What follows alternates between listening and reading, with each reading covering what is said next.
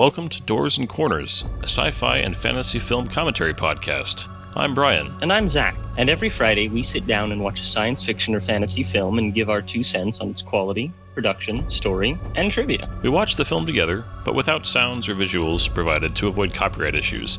But if you do have access, we encourage you to join us and follow along. Here, we like to keep things casual, and there may be discussions of spoilers or sensitive materials or language. But we do try and keep things clean and family-friendly. Ultimately, the goal of this podcast is to create the experience of us all sitting down and watching this movie together. So get ready to hit that play button, because we're about to get started. Damn Doors and Corners, that's where they get you. Welcome back to Doors and Corners. I'm Brian. I'm Zach. Tonight, we are jumping into streaming. That is correct. So, join us. Screaming into streaming. To pray. Yeah, continuing the Predator franchise with, I get this response after the Predator. Because this is also made during COVID, right? All the behind the scenes stuff, I remember. It was, watching. All the COVID lockdowns actually hit about halfway through filming. Okay, so that's not a ton of behind the scenes stuff where they're all, masked up and everything. And I'm like, oh, that's this era of filmmaking. It was right in the middle of that. They had already started production, according to a couple of the things that I read. They had already started production.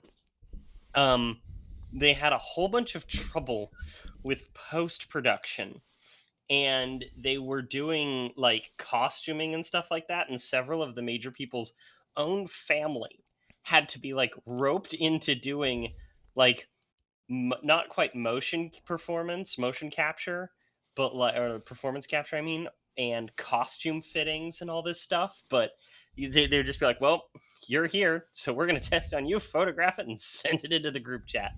And so a lot of this movie had to be kind of figured out on the fly, which is very respectable. Yeah.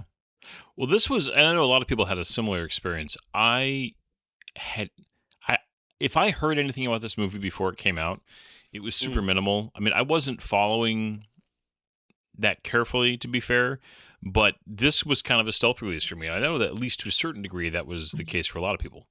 Okay, so here's what happened.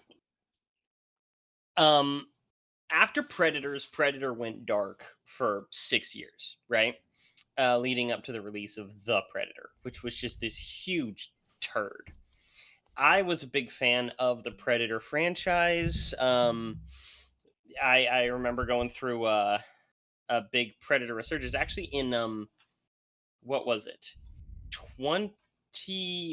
I remember watching a whole bunch of it for the first time, like Predator 2 and whatnot, around 2013, 2014.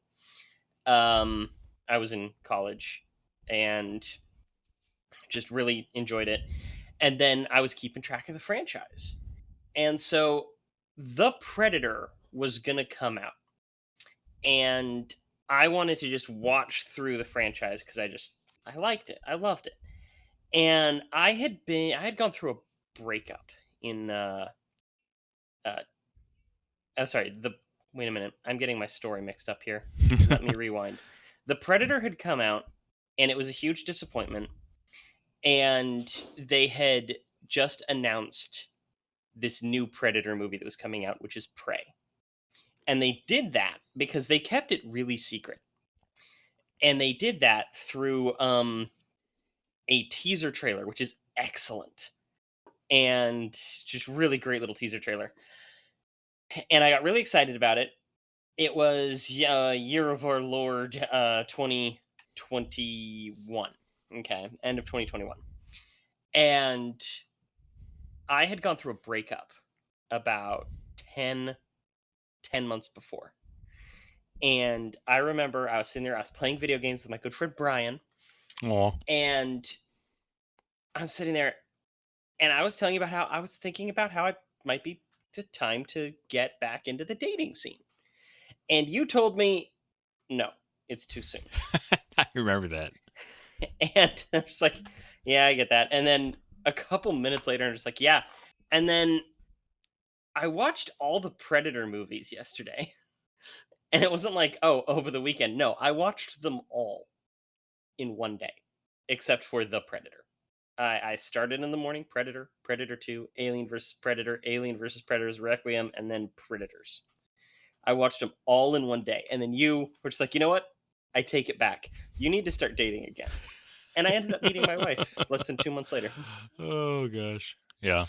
Was Yeah, that so during a Destiny stretch or a Ghost Recon stretch? I forget. I think that was a Destiny stretch. I think we were well past the Ghost Recon time. Yeah.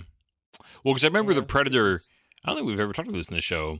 One of my favorite memories with you and Pat is that little. I mean, it was a teeny little content drop on Wildlands, Ghost Recon Wildlands, where you hunted the Predator. I just remember.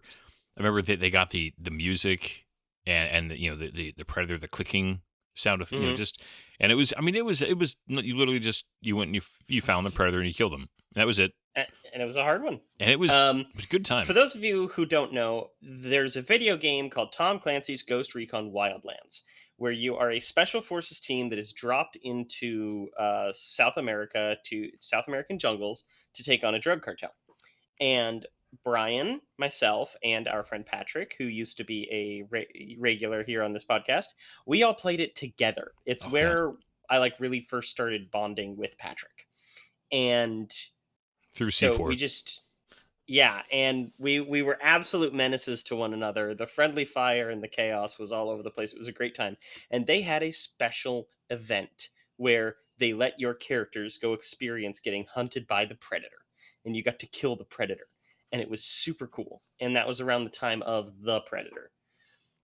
And that makes sense. This particular movie was a huge deal in the Predator community. I remember when they shadow dropped that trailer on YouTube, because this is what people had been asking for years and years and years. They wanted a period piece Predator movie.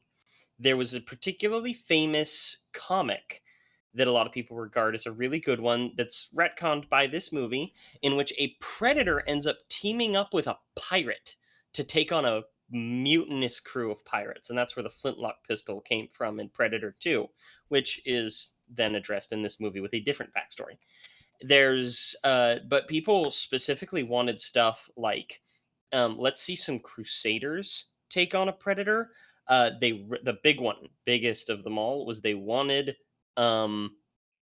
samurai to take on the Predator, which we recently saw in the collection of short films Killer of Killers that they put out shortly after this movie. Predator in feudal Japan would be cool. Predator in feudal Japan. There were a couple others, like have him take on a Spartan, have him take on Vikings, which again was another Killer of Killers one. A popular one for a minute, I remember seeing some Reddit threads of people being like, ooh, that'd be really interesting, was having a Predator in the middle of World War I. Because there's such an interesting amount of technologies in World War I that would make it visceral and interesting. But they did do World War II in Killer of Killers as well.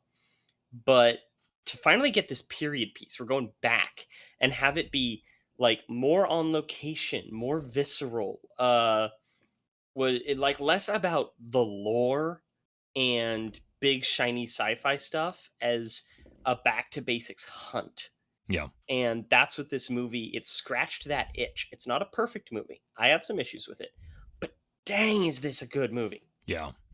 I think this movie, I like this movie also. This movie is, I think there's some people hold it up super high, to the point where a lot of people, I think, said this is the best Predator film since the original. I don't think I agree with that.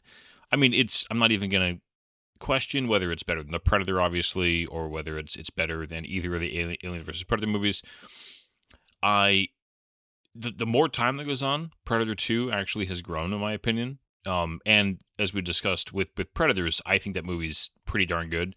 But this movie is also very good. I think it also it gained a lot of traction by almost not being hyped. I think that helped people.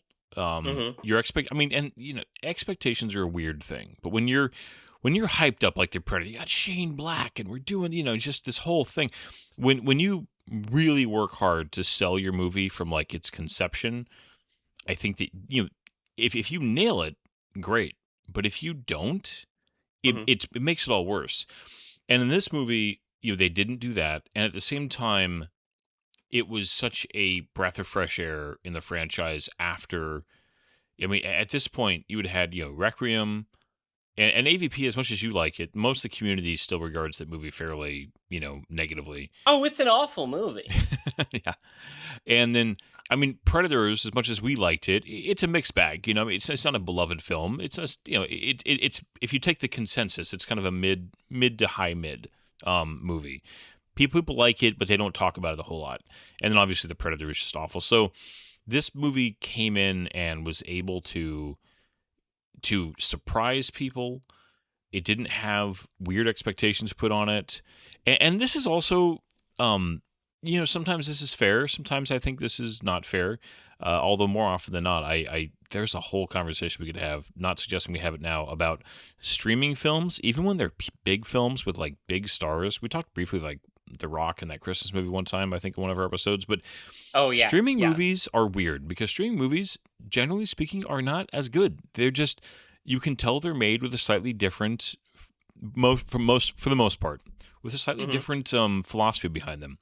And even when you have big talent and you have big stars and big directors, it's not the same. And I think this movie got a little bit of a bump because, and I mean, this is a whatever phrase, but for a streaming movie, this is really good.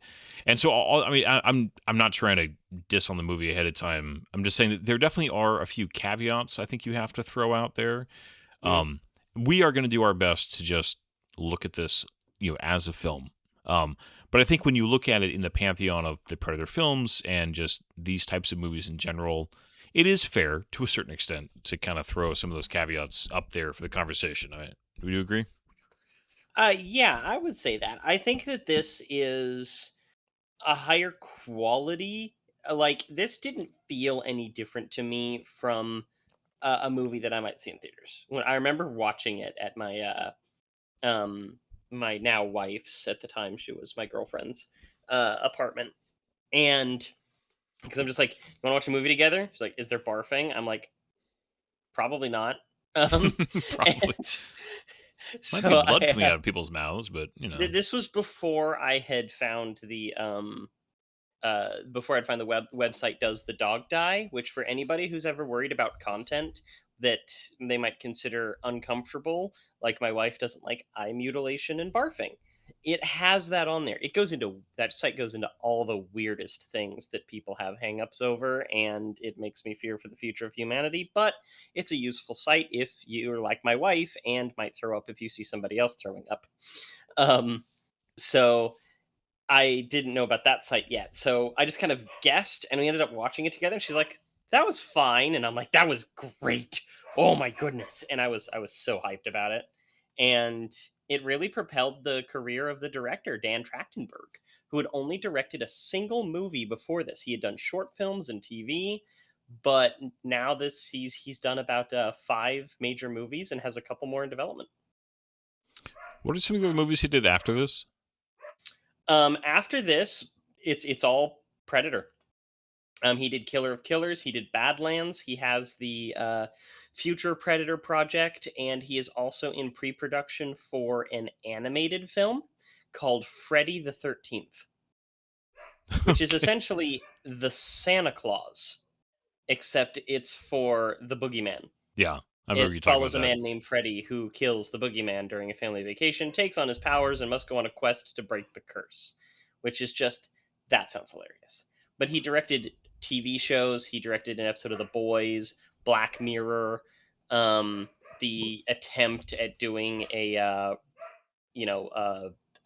Robert Langdon TV series, the Dan Brown character from the Da Vinci Code. They tried doing a TV series called The Lost Symbol that didn't really take off. He directed some of that. But yeah, it's just, he's a fun guy. I love seeing interviews with him. He seems really interesting. Hopefully he's not one of those people who's like a secret creep in the background. Yeah, Yeah. it's unfortunate how often that happens. But Mm. I'm sure you told me. I don't know why I was surprised that I didn't realize Badlands was directed by the same guy as this. I'm sure I knew that. It just escaped my brain. So, but yeah, no, so this movie was one that I watched after I kind of saw the swell of positive reviews. You mentioned it. I saw Dan Merle's review. I saw Jeremy John's review. There was a few other people that were just like, oh, this is like genuinely good. And, I always wonder when I bring this guy up, if depending on, who's listening to this and what their opinions are, if it's like, I know there's some people that just hate the very mention of this YouTuber of the drinker, even though I like him, but he gave this movie a good review. Yeah. Oh, People yeah. who Talk like about that. say Talk about that he will just immediately dismiss anything that has anything even remotely, quote unquote woke in it is like, I mean, he's biased. I'm not even going to try to argue that. But, a lot of people, I did hear chatter about, oh, it's, a girl and how could a girl possibly, defeat a predator. Watch the movie and it'll tell you how she did it. I mean, not that this movie doesn't have a few leaps in like, but they all do. Every single one of them does. So Right. you can't, like, Arnold should have died in the first one. I'm sorry. Like, he should have, but Danny Glover should have died in the Yeah. second one. Good God. so there's a certain suspension of disbelief you have to Mhm. bring to these movies, and you have to bring to them whether it's Arnold or what's her name? Amber Midthunder. Midthunder. I'm like, I know she has a cool Native American Great name. surname, yeah. So that so anyways, he loved it, and I was like, okay, and You're missing it's the best part. what's You're that? missing the best part. When the trailer first came out, the one that really showed off, because the teaser trailer doesn't really show off characters. Okay, it's just a situation that's in this movie. But when the second trailer dropped and it shows like the main character of Naru, it's going to be focusing around her, all this stuff. She's fighting a predator, yada yada yada. Critical Drinker came out with a video utterly condemning this movie as going to be That's another right. part of what he calls the message, Yeah. which he honestly, there are a lot of movies and TV shows out there that do exactly what he talks about. So for those who do consider him a radical, he can be, but he's not that way without a reason. Yeah, and this is an it- example of times, because he's done this with more than just this, where he's basically said in his review, "I was wrong." Yeah, which he annoyed the crap out of me for so many years, because he has that personality where I'm just like, sometimes he's objectively wrong, but his YouTube personality requires him to be abrasive, and he was abrasive to me. But when he came out with that video, because I'm like, oh, I got to watch what he said about this, and he ate crow and was like, I was wrong, and I'm like, okay, I'll subscribe. And like, Yeah, I really respected him for that change in heart, because that's one of the things that I was worried about with this movie, was that it was just going to be, for lack of a better phrase, a pompous girl boss movie. It's not. Rey No. Skywalker, Naru is not. no, She's a flawed character who goes through a lot of growth. She has many defeats. She's kind of dumb sometimes, but you also see her grow, and her victory is well earned. And that's what you need from a character, not just girl character, boy character, man character, whatever. That's just what you need from a protagonist, and they do it really well in this movie. yeah. So, yeah. Why don't you go ahead and give us the rest of the casting crew? Not that they're people we have heard of, but there's nothing wrong with that, know, because right? they do a great job. And then we'll get into this thing. Let us pray. Okay, this is Prey. Doing I wrote YouTube, by that the in. way, searches on this movie is interesting, because you get the game, the video game Prey. Yeah, the video So game they're Prey. very mixed together when you're looking up stuff on YouTube about this film. Right? I had the same issue, which, much like this, is, a niche thing that's well celebrated where it is, but is otherwise underrated. The video game Prey by Arcane Studios. Dang, that's a good game. Anyway, this is Prey the movie from the year 2022. It is rated R, thank God. 1 hour and 40 minutes long, directed by Dan Trachtenberg, written by Patrick Eisen and Dan Trachtenberg, excuse me. Top cast, well, there's like 2 of them. There's Amber Midthunder and Dakota Beavers. We also have Dane, I'm going to absolutely slaughter the pronunciation of this name, Dilegro, Dane DeLegro, who is the Predator himself, as well as Michelle Thrust, Mike Patterson, and Bennett Taylor. Another way that they were able to save on the budget of this movie is that they didn't really cast any big stars. That's to say, I'm guessing the acting salaries in this movie were were quite reasonable for. Let me tell you though, if I depending on how she plays her cards, like Amber Midthunder, I think could have a real future. Yeah. As a big place in movies. She's been in things like Avatar: The Last Airbender, the Netflix TV series, the live action one. She played Princess Yue, who was a very important character to the end of the first season of the both of the Last Airbender TV shows. And she's been on the show Monarch: Legacy of Monsters, which is a fun, stupid movie. TV show. I mean, it's so stupid, but it's a lot of fun.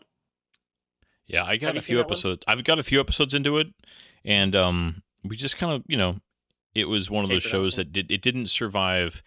When you're watching a show and you just get busy and you miss like a week of kind of, you're watching it a couple episodes over a few nights, and then something happens and a week goes by and it's just you never go back to it. Yeah, but the idea of Kurt Russell and Wyatt Russell being actual son and father playing the same character in different time periods is so great. I love that. It's great. The main reason I watched it was because of Kurt Russell, less than the Godzilla. I've heard generally good things, but it's one of those that if I had time, you wouldn't have to like work to talk me into going back to it. There's a lot of things to watch, man. I agree. It's one of those that I watched it well on an elliptical over the course of 2 weeks, and there wasn't much more on it. Yeah. But anyway. Yeah.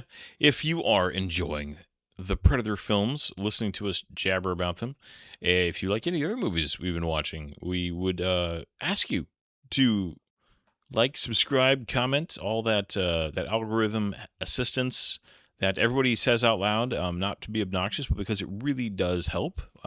We've been on for about 2 years now, and we've been loving it, and any help you guys give us, we'd appreciate.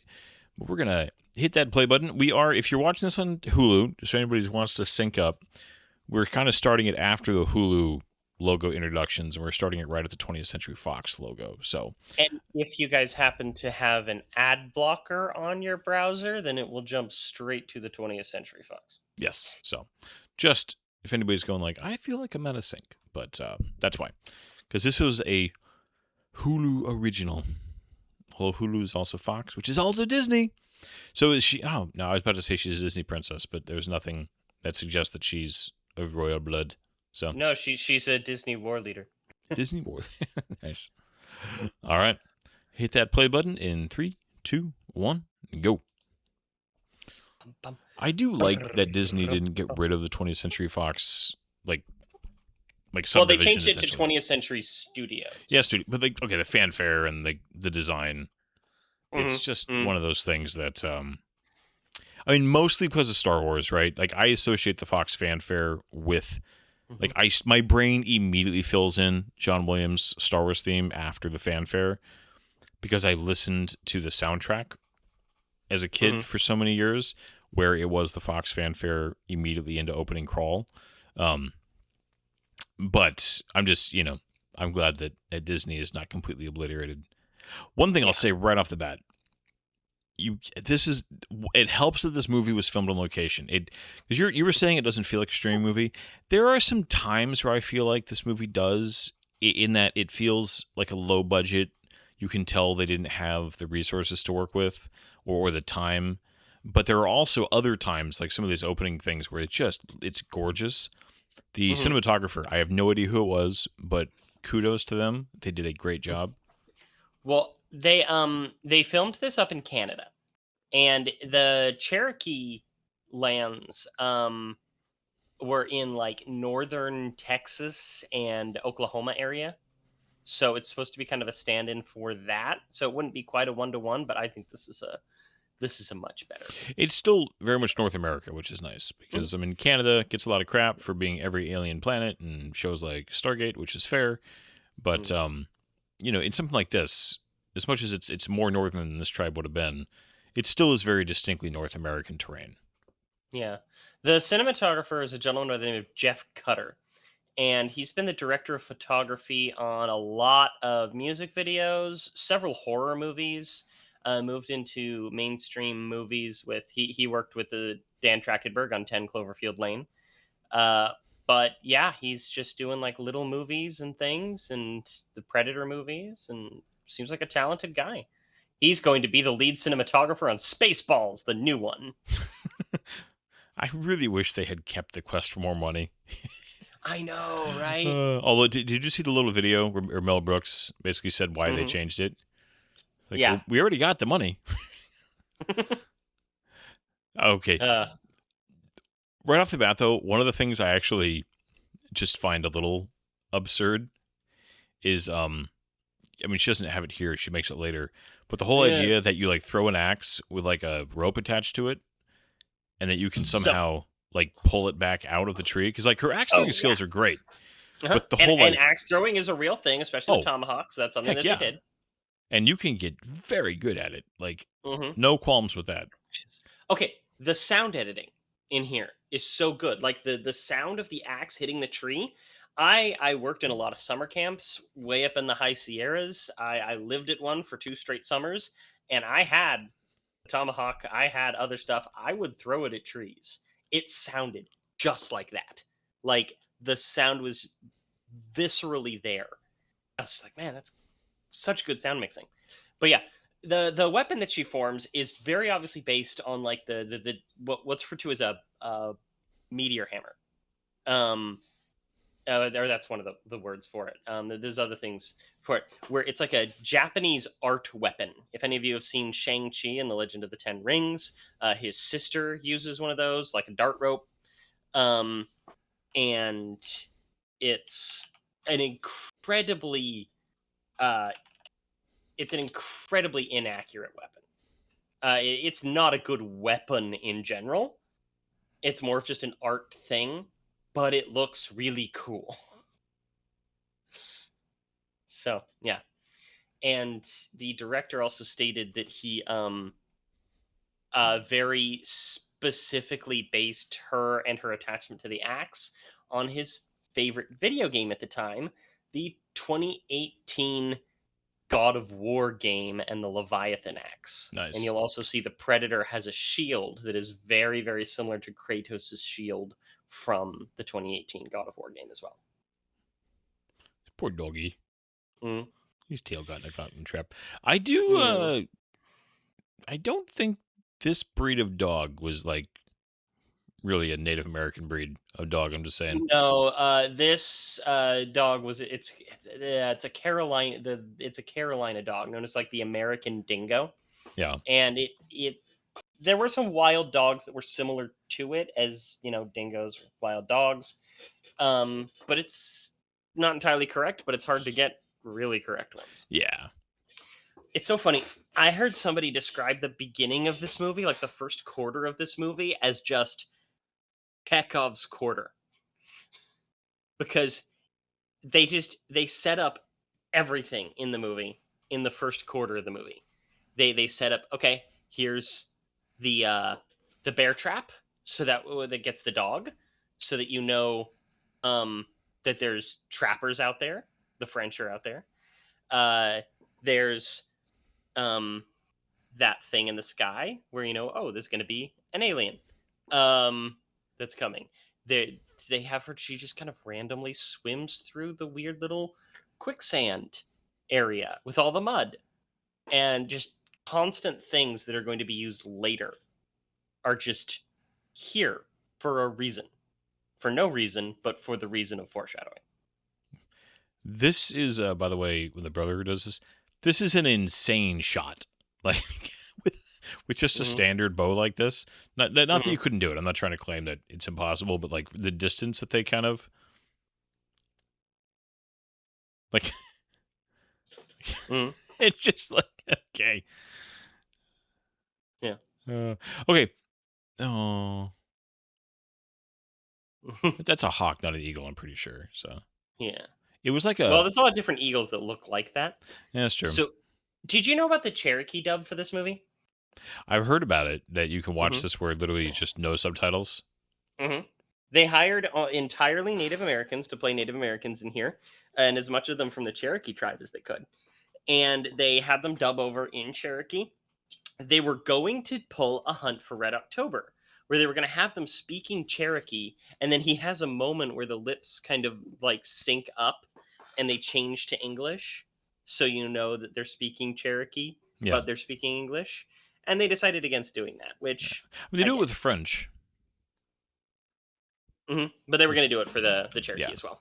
I mean, see, I would have thought something like that would have been cool. I do get the idea that balancing the accessibility of something with the artistic vision is a tricky. It's just a tricky thing. Yeah. But, and which, I mean, you can't always, a little compromise is not a bad thing. That's what people might think. But well, even this whole scene, there's they're compromising historical integrity for the purpose of like expectations and respect, because like the Native Americans, they're revered in an interesting way in today's culture. When there were a lot of troublesome things about their culture, that doesn't mean that they deserved anything that happened to them. I'm not trying to say that, but they also weren't idyllic. Like, there's been this circumstances. This isn't it. Let's just say this is an incredibly clean camp for what's been documented. I'm not positive it's just like if the Cherokee were part of that, but many Native American tribes, what they would do is they would set up in a single area, and they would kind of just have areas around the outside of the camp where they would just put their refuse, which would include old food, other biologicals, bathroom stuff, and just kind of push it out until there was almost a wall of garbage surrounding the camp. And then they would move on and just kind of leave it there. Yeah.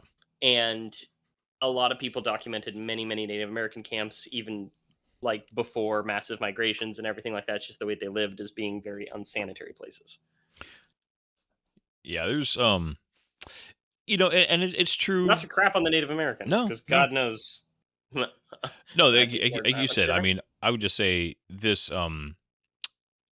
There's been, just an idealization that it was just this, but basically that everything was just so amazingly perfect until white guys showed up, and white guys absolutely screwed up a lot and did some horrific things.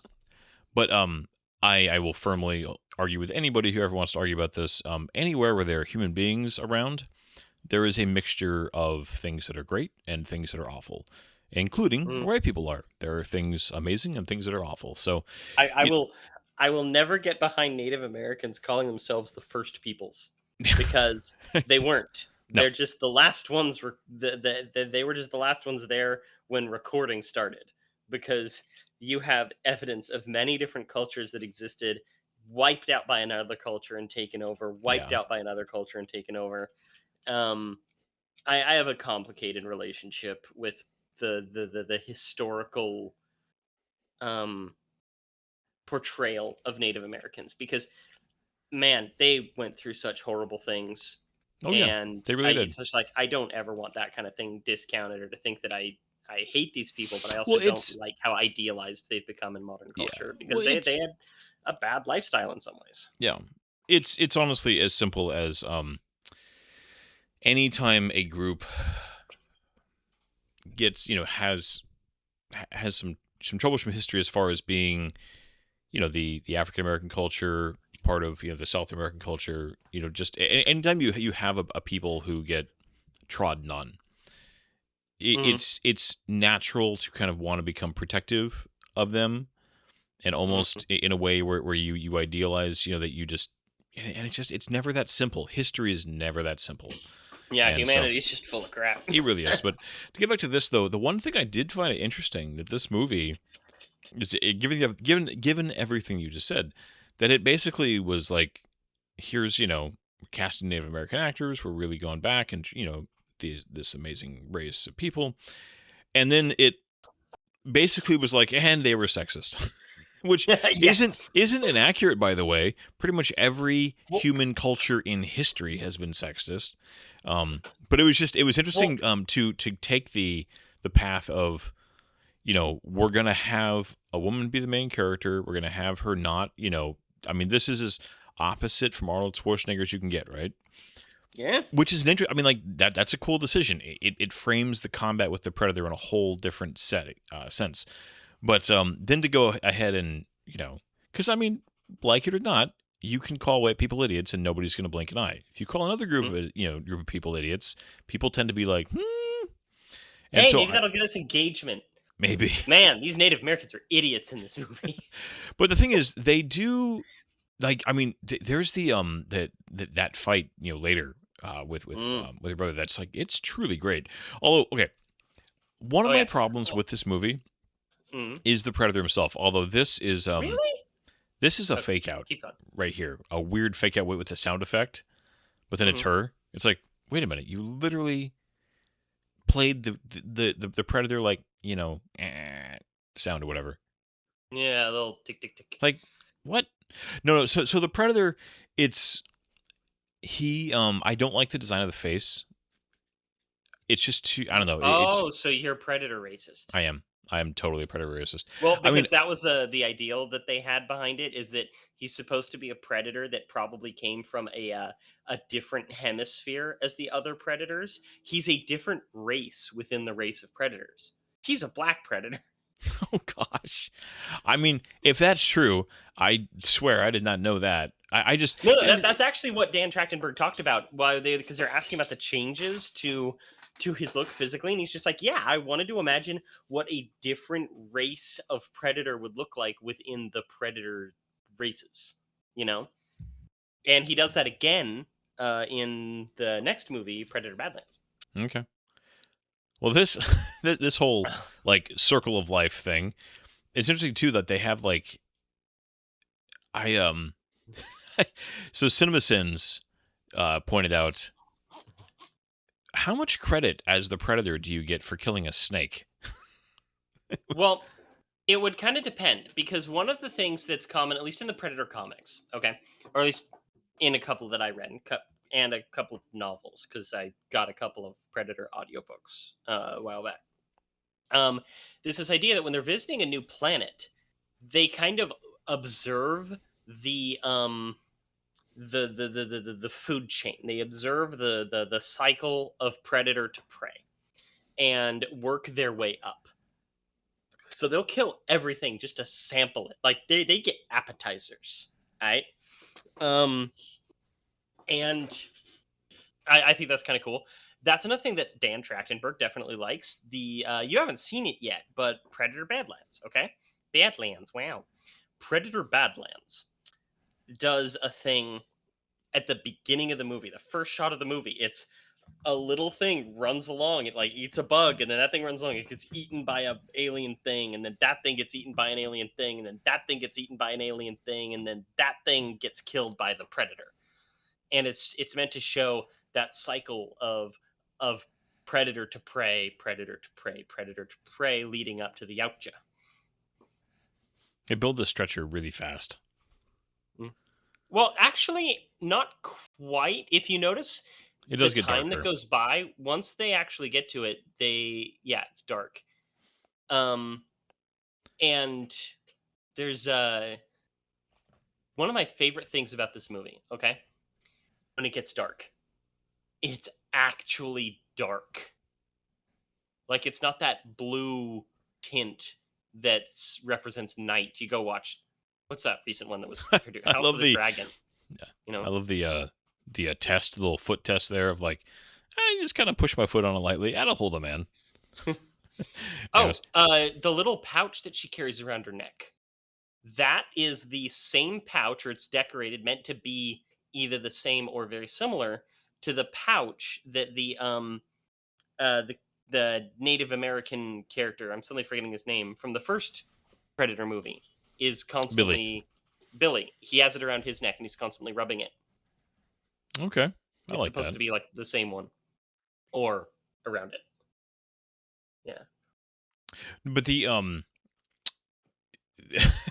this is full credit to CinemaSins. it was just the and I know that so there's an explanation for it, and I get it, but just the idea that if you are invisible, the idea of hunting a certain wildlife, like the idea that you get credit for it somehow, of being like, I'm an amazing hunter because I killed this snake and this wolf, is like, I'm a regular dude. If you told me I was invisible and couldn't be seen, I would go out and hunt a wolf and not be scared at all. If you could guarantee me, just the idea. And granted, he's poking a little fun, but it is interesting to see hunting certain animals that, if you have his advantage, like, it is fair, I think, to point out that basically there's little to no sport of any kind happening. Yeah, well, that's actually, if you speak Comanche, acknowledged in this movie. Later, when you have the brother yelling insults at the predator while he fights it, he calls it a cheater who doesn't play fair in Comanche when it turns its cloak on. Yeah. Oh yeah, and then we find this skinned snake, which had its like head and spine ripped out, yet it's still, I don't know. Did it have its spine ripped out, or was it just the skin? Oh no, it showed him skinning, and it showed that the head being, yeah. Well, I mean, muscle contractions after death are fairly common, especially in snakes. Oh no, I mean, not having its spine though is a little odd. Yeah. But this right here, this is like they're showing that the character is intelligent. Oh yeah, like she's not. And there's you wouldn't and this is where I feel like, just growing up in this environment, you would have such a deeper. I do love the whole throwing out, like, could be like, wouldn't they know what different tracks look like? But just the idea, like, growing up in this setting, you would have everybody, including, a woman, just have such a greater comfort level with the wilderness, with kind of the realities of life and death and the cycle of life and death, hunting, trapping, killing, just a harder life does breed harder people. And there's something about that is interesting. I think for me. Oh yeah, there's a spine. Yeah, there's a spine. But the predator here, it's interesting because they kind of tried to make him less high tech. But there is, I don't know, and this is where I think Oliver Harper really did a good job. There are different things people want from Predator, right? There's just there's different things people really latch onto. I think, as much as I respect this movie a lot, I really like the humor, the kind of dark rated R humor with the in the sadistic way of like just a bunch of guys being like, this is just the kind of jokes that I ain't got time to bleed and that kind of stuff. And then just the guns. I'm a gun guy, and as much as imagining going against a predator with bows and arrows and a flintlock is terrifying, and kudos to anybody who can do it. I love the gear. As much as we crapped on a lot of the gun choices in Predators, there was also something very cool about just all the different guns. So there's, on a personal preference level, this isn't what I would want, but that doesn't mean that there's anything objectively bad about it. That is entirely a personal preference to make sure that's understood. Yeah. And again, like, this is what I'm talking about when I'm talking about like kind of the blue light effect of nighttime. Yeah. They use it a couple places here, being like kind of a stand-in for moonlight. But earlier, when they're just carrying around the torches and everything, because when your eyes adjust, it seems almost like this is how you see in moonlight. But when you have a torch that ruins your night vision, suddenly everything's black, right? And this is one of the few movies that I've seen where it actually does that, and I really like it. There's a I'm trying to think. There was a movie that has a specific scene and line about let your eyes get used to the dark and you'll be able to see even better. Just the idea that, like, once you get used to it, you can see a lot at night. But we're so used to light, especially if you live in a city where it's just very difficult to find true darkness and stay in it long enough to truly get used to it. What was it? Anyways. It's interesting that they even say like, it's more we should be able to hunt in the dark, you be able to see, and it's like no, it's hunters will tell you all the time, hunters hunt at night constantly, and it's once you're used to it, it's a very important aspect of hunting. Yeah. No, it really is because a lot of the animals are nocturnal because they're a little bit safer. Yeah. Except from humans. Now, I like this actor. Okay, his name's Dakota Beavers. He plays the brother to Abe. This is his only acting role. Like, which is just kind of impressive. Like, he, um, he's Native American, part Mexican, and he's like a guitarist who sings and performs music. And this was his first and only acting role, and he's quite good. It's not this guy who's currently talking; it's the other guy. Hey, him. Yeah. He's ooh. Now, do you be like he was being mean to her, so he deserved to die? Is that a Yes, it helps. It helps. that is a good shot. The twist camera from the top. Yeah. The fake out here where you think it's the predator and it's actually the big cat. Really good fake out. Yeah. And nighttime really helps cover up the rough CGI of this mountain lion. Yeah. Did you grow up in mountain lion country, Brian? Oh yeah. Oh yeah. Northern California, up in where I was, it was a very real problem. Yeah, I've been lucky enough that I've only seen one in person in the wild, and I was a distance away from it. And man, it was still terrifying. Ooh, I remember one night when it was like screaming. There was a baby mountain lion on the roof of our house just screaming. And we're like, we can't go outside to take the trash out because mama might be around. Yeah. No, I was going to say, so I mean, this is not a unique problem to this movie, but that fall, showing her nailing the rock with her head, that would, it wouldn't matter that you're a girl or a guy, that you wouldn't just be like, shake it off. That would, that do some damage. You mentioned CinemaSins, and CinemaSins also had this great line. She's like, and in Predator film fashion, the filmmakers really underestimate just how much damage getting knocked out by blunt force trauma will do you. Yeah. Because later in the movie, she gets knocked out with the butt of a rifle. Oh yeah. Freaking hurts. Did you watch the Cinema Wins on this one? No, not the Wins. So for those of you who don't know, there's two channels on YouTube, CinemaSins and Cinema Wins. And CinemaSins will break down everything bad about a movie. Wins will break down everything good about a movie. And sometimes they're idiots, sometimes they're very insightful. They're meant to be kind of comedic and fun.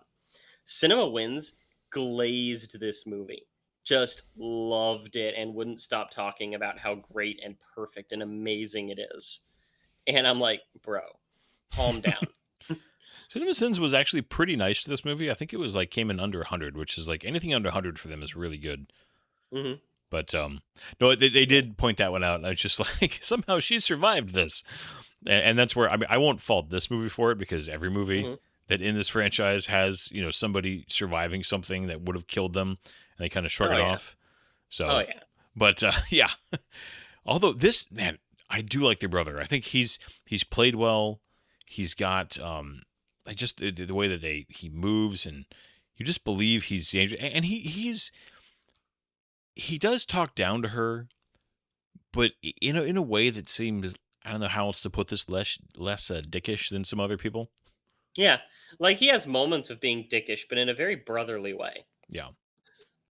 And yeah, this is kind of interesting with them having this little ceremony and showing like he has the blood of the creature like painted on his face, like that's part of their custom, because then it's not weird that at the end of the movie she comes back with the blood of the predator smeared on her, which is like the poster. Yeah.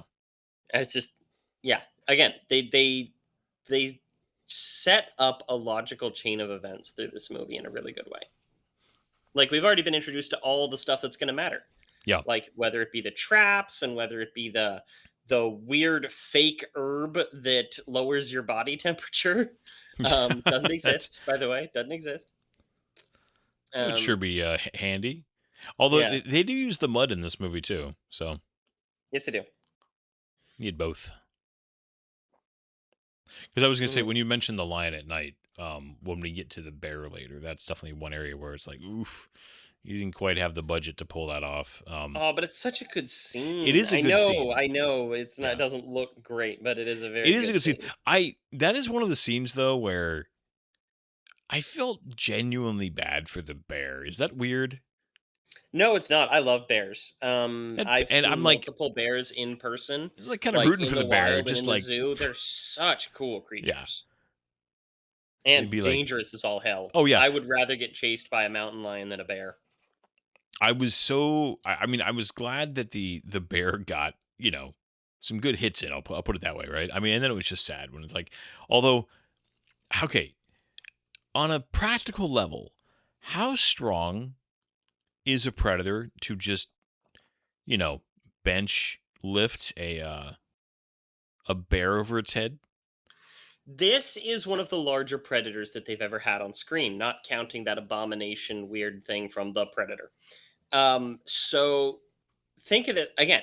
I think of this Is it a, almost like is it an a brown bear? African American predator. Okay, this is an or not African American. This is a African predator, where the other ones were maybe like Caucasian or even like Asian or something, right? That he's bigger, like longer face, leaner, and like physically stronger. As you know, you go to Africa, you get just so many really big, tall, strong people down there, right? And they got that kind of longer face and leaner features.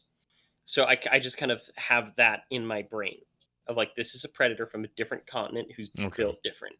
Well, I And just so, looked it up. I mean, it's between, so like a grizzly, if that is supposed to be a grizzly, they're between 450, 850 pounds. So, I mean, there are competitive, weightlifters in, Olympic level weightlifters that can go past 450. So, it's not as absurd as I thought as I looked that up. yeah. I just feel bad because I'm like, the bear needs to be just like, get him, just get him, get the predator. Get him. Get him. I do wonder though, like, is that why the predators keep coming back to Earth? It's not because they need like DNA from different species, like the crap in the Predator suggested. It's that the predators keep coming here and they keep dying. So they go, man, there must be some real challenge on this planet. They keep coming back. No, that's exactly it. In a couple, again, it's difficult laying down an exact canon for Predator, right? Because there's just so many different things written by so many different people in so many different mediums.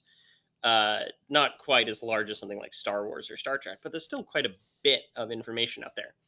And that is one of the things, is that humans are a genuinely challenging hunt while you're still able to rack up a pretty high trophy amount.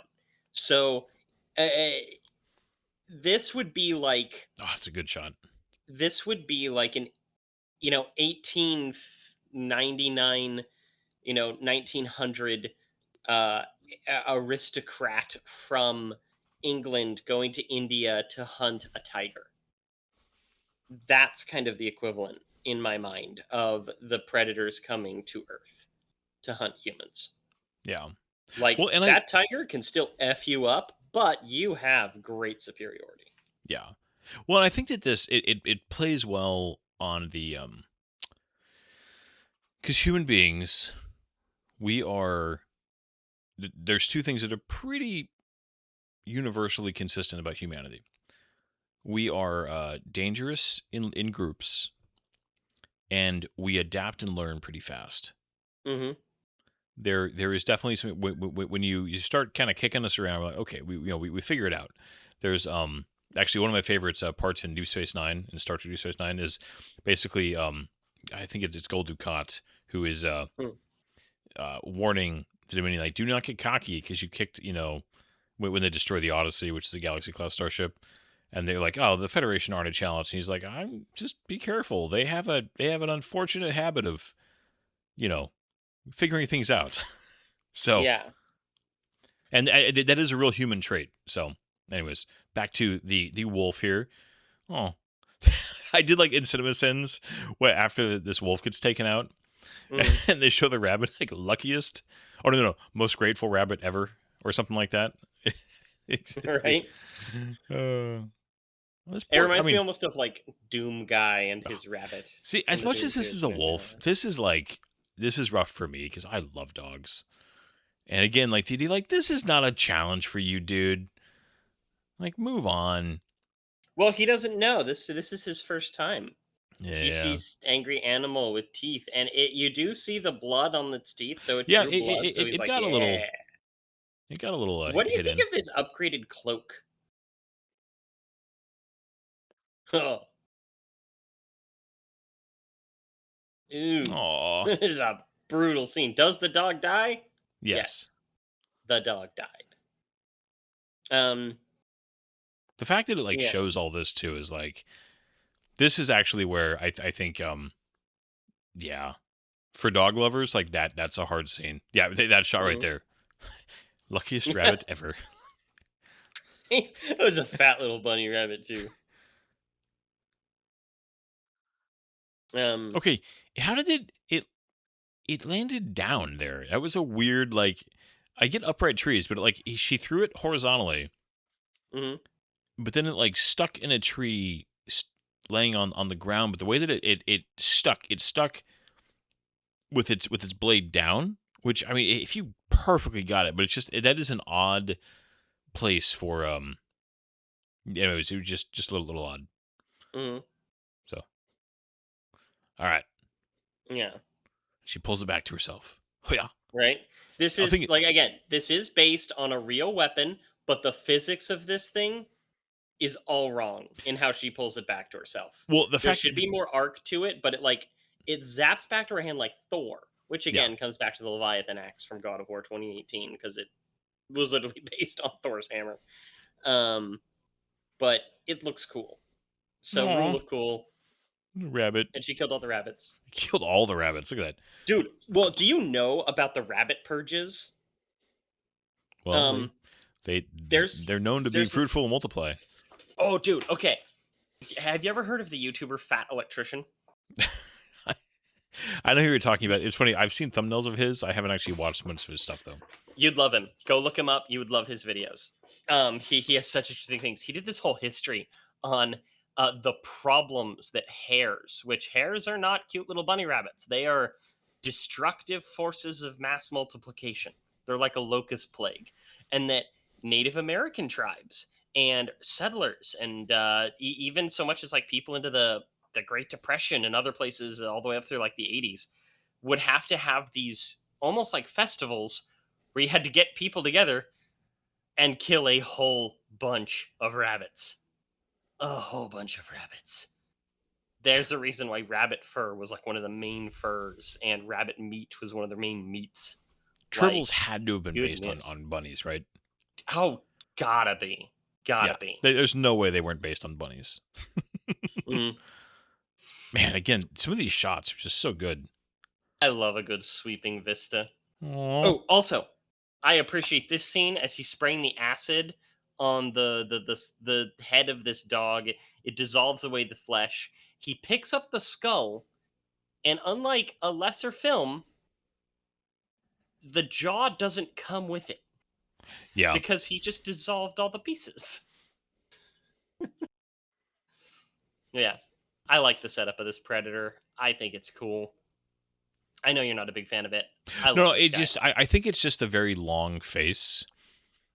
I'm so I'm so nostalgic about the original Predator and that look, and I'm still mad at Predators for bringing that design back and then having it die like almost immediately. So Yeah. goes out like a chump. Oh, this though, so since pointed this out, like, yes, this is a movie moment that doesn't make any sense. That this many dead buffalo and they're all flying around, they'd be down eating. Mhm. They wouldn't be Yeah. flying around.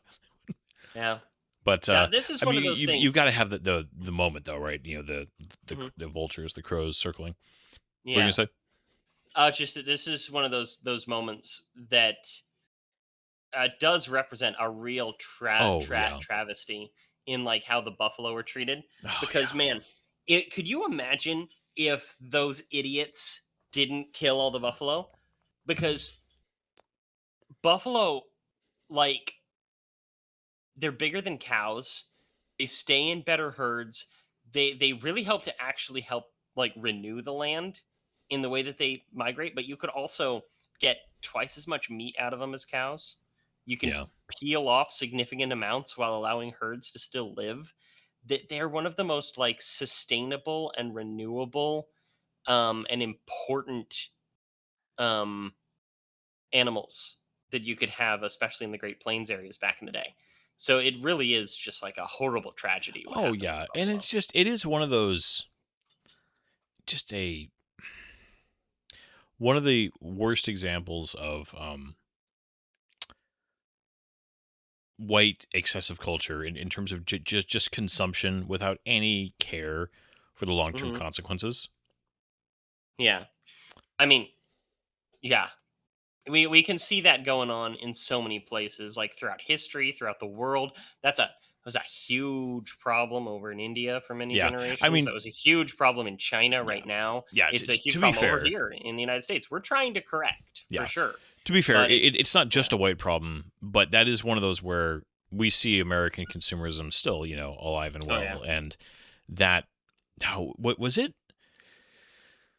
It wasn't Dances with Wolves, although that did have it. No, no. Oh, it was the Kevin Costner Wyatt Earp movie that had the scene where he had Bill Pullman, and it was before he got to Tombstone, and they were out killing buffalo, and they were just shooting them.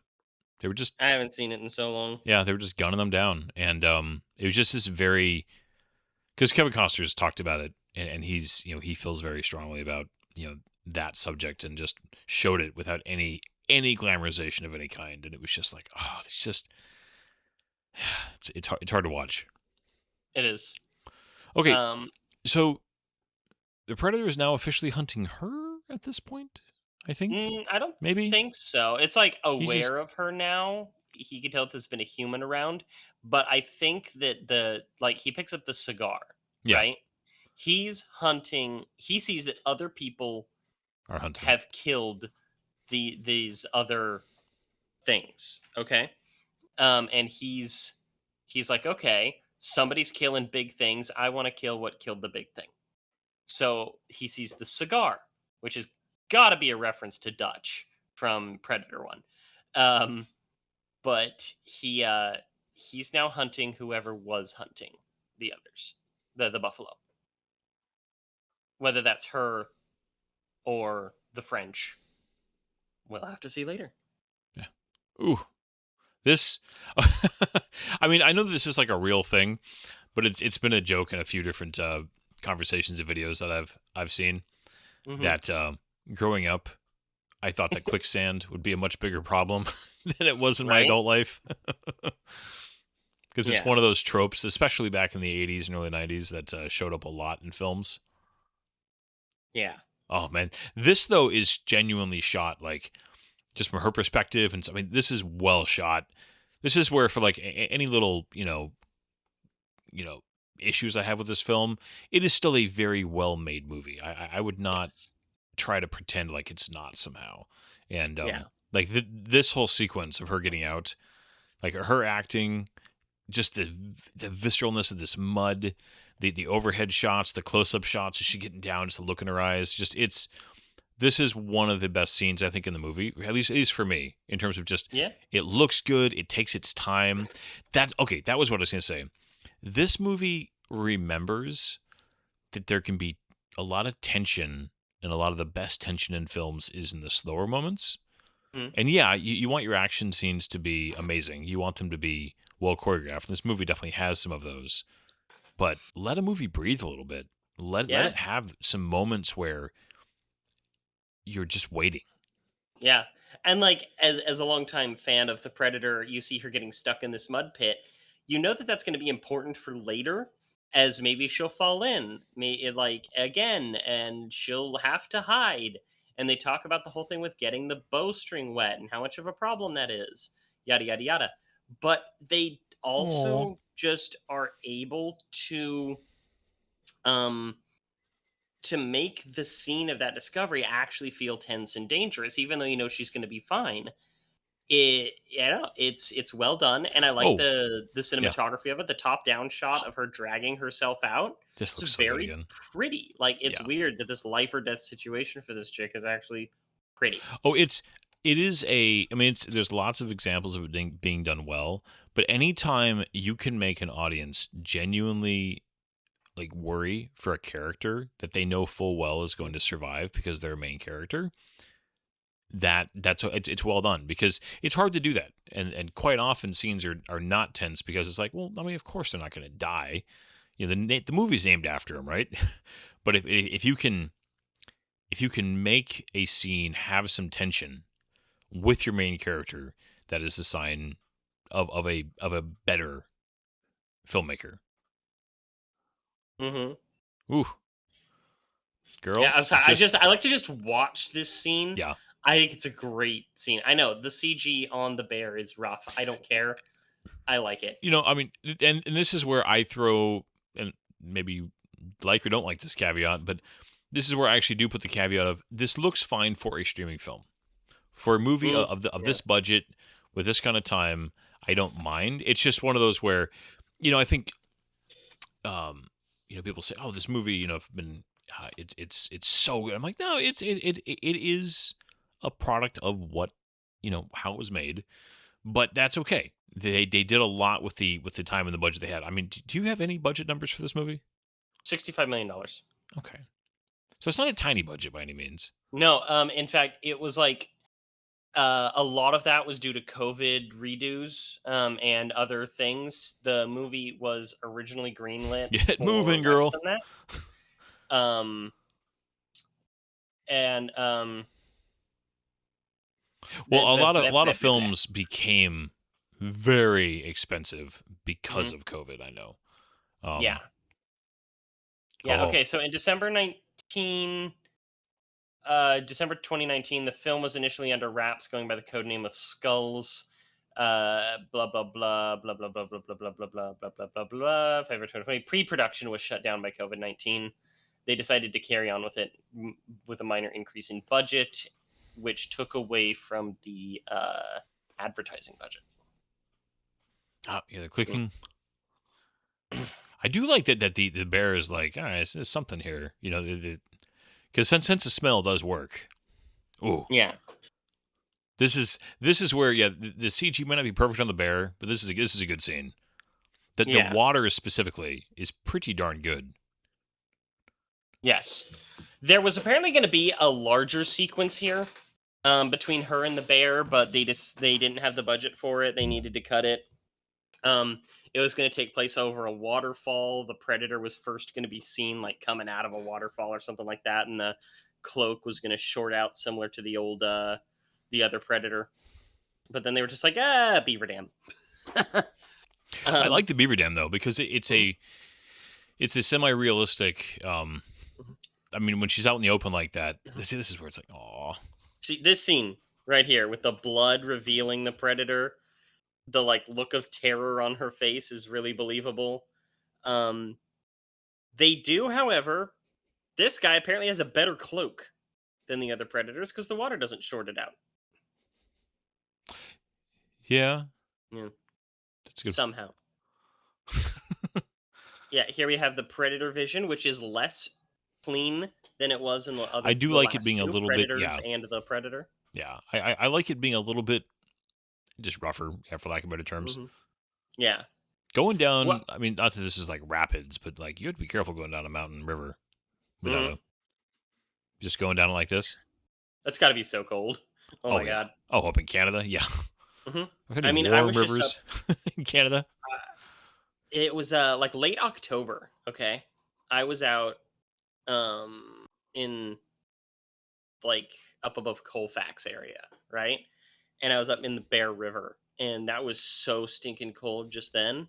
Yeah. Much less Canadian river water. Oh, I mean, yeah. Well, it's like going down to the down at the bottom of the ravine on the way up to Cool. I mean, in the middle, you could go there, the hottest part of July and August, and that water is still nice and cold. That's why it's so popular, right? Oh, one of the reasons. And a lot of people die from it too. Yeah. Well, because you have that massive contrast. This is where I don't mind this either. You know, the idea that they're, I think some movies would be like, oh, just happened to find her. Like, no, they're out. They're tracking. There would be tribes, you know, not tribes. There'd be groups out and about. The idea of them finding her this quickly and kind of coming across her doesn't bother me. I also appreciate the detail of her kind of face paint getting washed away as Mhm. she's gone through what she has. Although she's still got eye makeup on, Yeah. so you know. Obviously, it's not eye makeup, it's just the natural shadow of her eyes. Yeah. This guy's, I think of it Rufio Head. He's a major douchebag, Yeah, and that's why they kill him first. Oh, one of these guys gets a freaking Wilhelm scream, really. and he doesn't even die from it. He comes back and dies later. Yeah. Scream. I both love that scream, and it is just like, you know, the joke, right? Just Hmm. nowadays, where you're just putting it in as you kind of just don't do it anymore, Yeah. unless you know, obviously do this. Okay, they're using like modern wrestling moves all of a sudden here. Right? A little That bit of like that like jujitsu in there. that like reverse flip thing. It was just like it's very much like a modern martial Mhm. arts move. Yeah. Ooh, Ugh. oh, just a Just right to slugs the her in the noggin. face. Not to the noggin. Right to the nose. Yeah.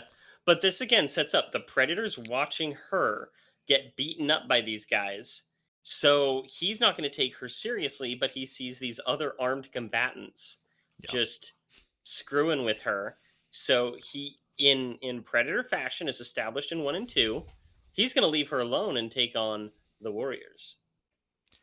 I appreciate too the little is little triangle targeting thing Mhm. that you see it highlight weapons along with people. You know, like Mhm. it's the tip of the spear and a few things. You know, in a few shots too, where it is identifying weapons, Mhm. not just What do you people. what do you think of the change to his primary weapon? In the others, it's a plasma caster. In this one, it's I a dart caster. I'm very glad they did. I think that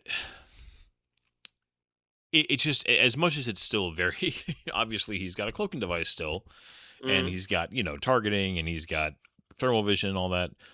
For some weird reason, the thing that stands out the most as being like just totally not cool is if he was fighting people with bows and arrows with a freaking energy weapon.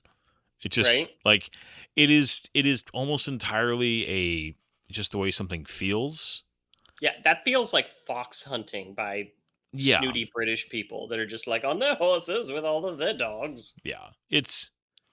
So it's the same thing where like you watch like the fight with the Zulu, you know, with the British, that famous uh Oh, for Alfred King some movie. reason my brain said Azula, and I'm No, like, Avatar? the Zulu.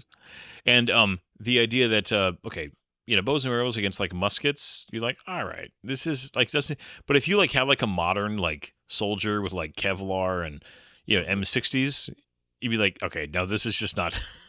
We've now crossed into this is stupid. And There's I actually a video game that's supposed to be coming out to do that, where you play as a guy who's in back in medieval times with modern technology, and it hasn't come out yet. And a lot of people think it's a fake game, and I hope it does come out. But yeah, like I don't mind this. how weird would this be? Because like they've never seen a laser, right? They're like, is this a bug? Yeah. Ah, ooh, Brutal. yeah. Brutal. No, it is a really good way to make him very dangerous, and you still have that kind of classic three laser. I mean, that's just an iconic look, right? The three laser targeting is kind of weirdly, you know, like why do you have Hmm. three? Although in this one, you it makes sense. There's three, one for each dart, right? So When you're firing a that single begs the blast, question. That begs the question: did the darts come first with the three, and the three just became tradition? maybe, But yeah, they also make this predator a lot less armored than others, which is yeah, saying something. he just takes some Um, hits. yeah, he takes a lot of hits through this thing. In fact, one of the things that they did in order to help with the suspension of disbelief, um, is they wound the predator so much, including like the shot that she gets on it with the The head, pistol. yeah. Um, like that it would make more sense that she's able to take this thing on mano a mano because it's operating at like 1/3 its stamina. There The it Wilhelm is. scream. Yeah, the Wilhelm scream. Ooh. Yeah. Now, So the cloak here, one of the things that they did this for is that yeah, special effects are expensive, right? But the guy in the suit, okay, they have a mixture of practical and CG for the Predator. They wanted to do most of it practical, but unfortunately, he the suit was so heavy, the actor could only film for about a minute to 2 minutes before he was utterly exhausted and overheating. It weighed like 80 pounds. Yeah, see, Wilhelm screams back, and he's yep, doing some damage. gets the And foot. uh-huh, Man, getting a spear in the foot, that would hurt. right? And they one of the things that I like about this because there were some people I was reading about stuff that people didn't like. They don't like the scene later in the movie where she's like, "Oh, I'm gonna Ooh. um, be really Oh. fast and be faster than a bear trap," right? And in order to untie her and her brother from being tied up by the French. But they establish throughout the movie that she's very dexterous and very fast. Yeah. And I like that. Oh, this is the best scene in the movie. The inspired by Jurassic Park: The Lost World. Um hiding in the tall grass, the predator in the tall grass. Oh, it's good shit. Yeah. I mean, and yeah, just tall grass is one of those things that cinematically just works. I mean, that we both like that scene a lot in Predators with the Mhm. Yakuza guy, and then obviously the Lost World. That is easily the best scene in the Lost World. The raptors in the grass. It's just, Mhm. I mean, there's a reason why, well, like cornfields, right, have been used so many times in a cinema because there's something about a uniformly tall. You just you kind of can hide in plain sight. Almost is how it feels. But S- cinematographically, Cinematographically. cinematograph Um, cinematography allows you to see where the thing is by the movement. yes. We never got to Signs. Do you remember when Signs was on our thing for like 6 months? We Yeah, never it did got it. sacrificed for something else. We'll definitely get to it, but Yeah. yeah, it got pushed back. Mm. But there is something very um. This was the Oh, teaser trailer where suddenly those three dots appeared because nobody knew this movie was being made. yeah. And suddenly they The, just have this teaser trailer of these people in the grass, something's hunting them, and then the three dots appear. I remember going, yeah. "Oh!" The Getting word you were really thinking, excited. by the Yeah. way, is uh, cinematic. There's something very cinematic about it. Yeah. Oh, Oof. that's a The rough. blood getting on it and like that Invisible Man like quality of just it's covered in blood and coming out, and then you actually see the blood trail being wiped off in the grass. Oh, what a fun scene. Yeah. Did it? I Ugh. mean, is it because she picked up a weapon in your mind? The predator started going after her now. Yeah. In fact, it even has the moment when she picks up the weapon, he turns and throws the spear at her and just misses. Yeah. Yeah. This is definitely the predator must have just full on stopped. Oh, and then all of a sudden, basically this trap saved her life. That's right. Yeah. He's like, this isn't fun. This isn't worthy. I'm not killing somebody. Well, it's also a big thing in Yautja culture that you don't steal somebody else's kill. Mm. Like that's how you get banished to the planet with the predators and Adrian Brody. Yeah. You're gonna, but they Right? still dropped in game. Ooh, yeah, right there. Yeah. Especially a flintlock is a. I mean, you have a wooden, you know, big wooden stock. A lot of the times with a piece of steel banding, going down it. That freaking hurt. You would have a Mhm. gnarly bruise on your face. Yeah. Well, and that Ugh. actually is, and I do wonder, and not that they're afraid to mess her up, they do, but I do wonder if there's a little bit of a with the female actress, they're hesitant to show her face getting too messed up because she takes the hit from the rock right there to the Mhm. face. The predator hits her once or twice with his shield. later, right? Yeah, And they kind of keep her face pretty. And I don't know if that's fair, but I do wonder if It's part probably of going to that's be a just couple things because like constant makeup reapplications, especially when you're filming on location, can be a pain in the butt and be a budgetary thing because that increases time so much. So the makeup that they have is pretty simple, and seeing variations in it across time isn't going to be that big of a deal. Whereas um, constant constantly having to have like a giant bruise that looks the same through the entire thing is not going to look. It's harder to do and costs more yeah, money. that makes It's sense. doable, but why bother going through all that extra effort that's going to cost possibly tens of thousands of dollars in equipment and man hours?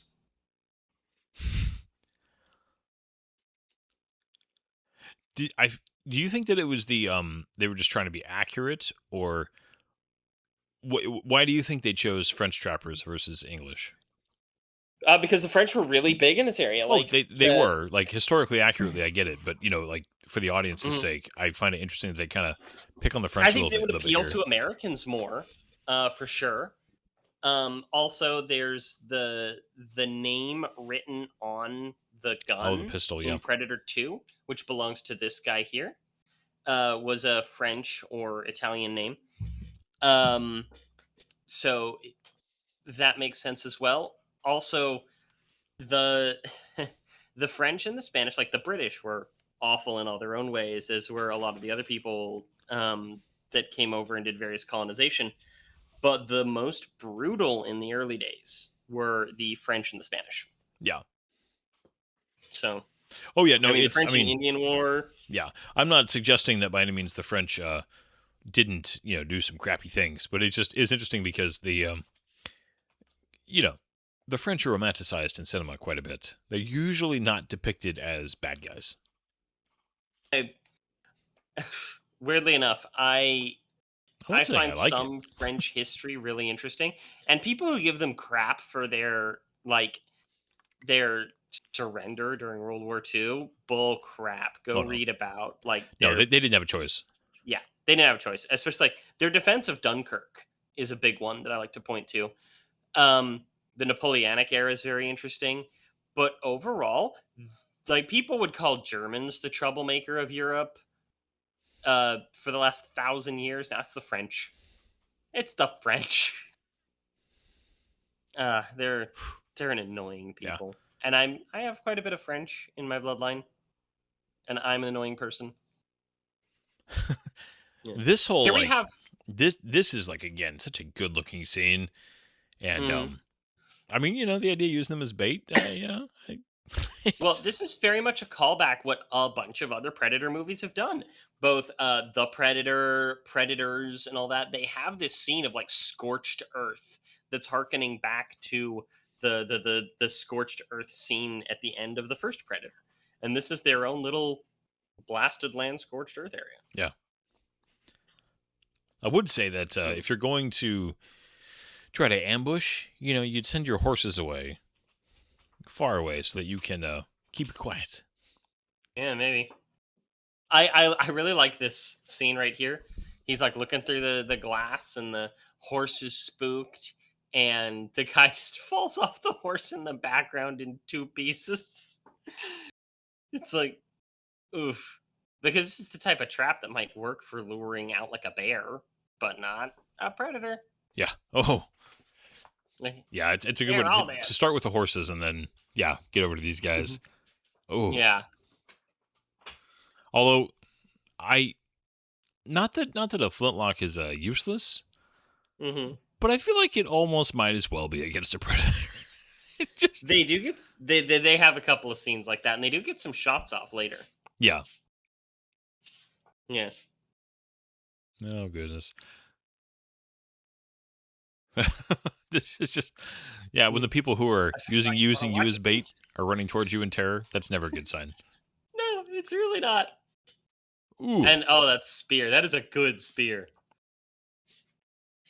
Get down. Yeah. Cuz People were making fun of this in some of the video reviews I watched, but man, Looks good. having the skin ripped off your back by a tree would be nasty. Yeah. Oh, yeah. This is, I mean, yeah. yeah, this is a good shot. This is, I mean, having the whole, just the silhouette there, and yeah. What do the kids call it these days? Aura farming. Yeah, I think you explained that to me. What, a video or two ago? No, we don't Yeah. do videos. It's A podcast episode. Yeah, because that's what these predators just do. But They this just is sit where, around and like, the photo predator, film. like, right now, I mean, not that they would know this, but I feel like the two of them would be very safe. Like, the predator wouldn't do anything to them in this situation, I feel like, if they understood. No, they shouldn't. Yeah, if they But they understood don't know the that. rules of the universe, but nobody explained it to them. No, they don't have a handbook. But she does bring it up here. Like she thinks that maybe Yeah. it'll lead them alone.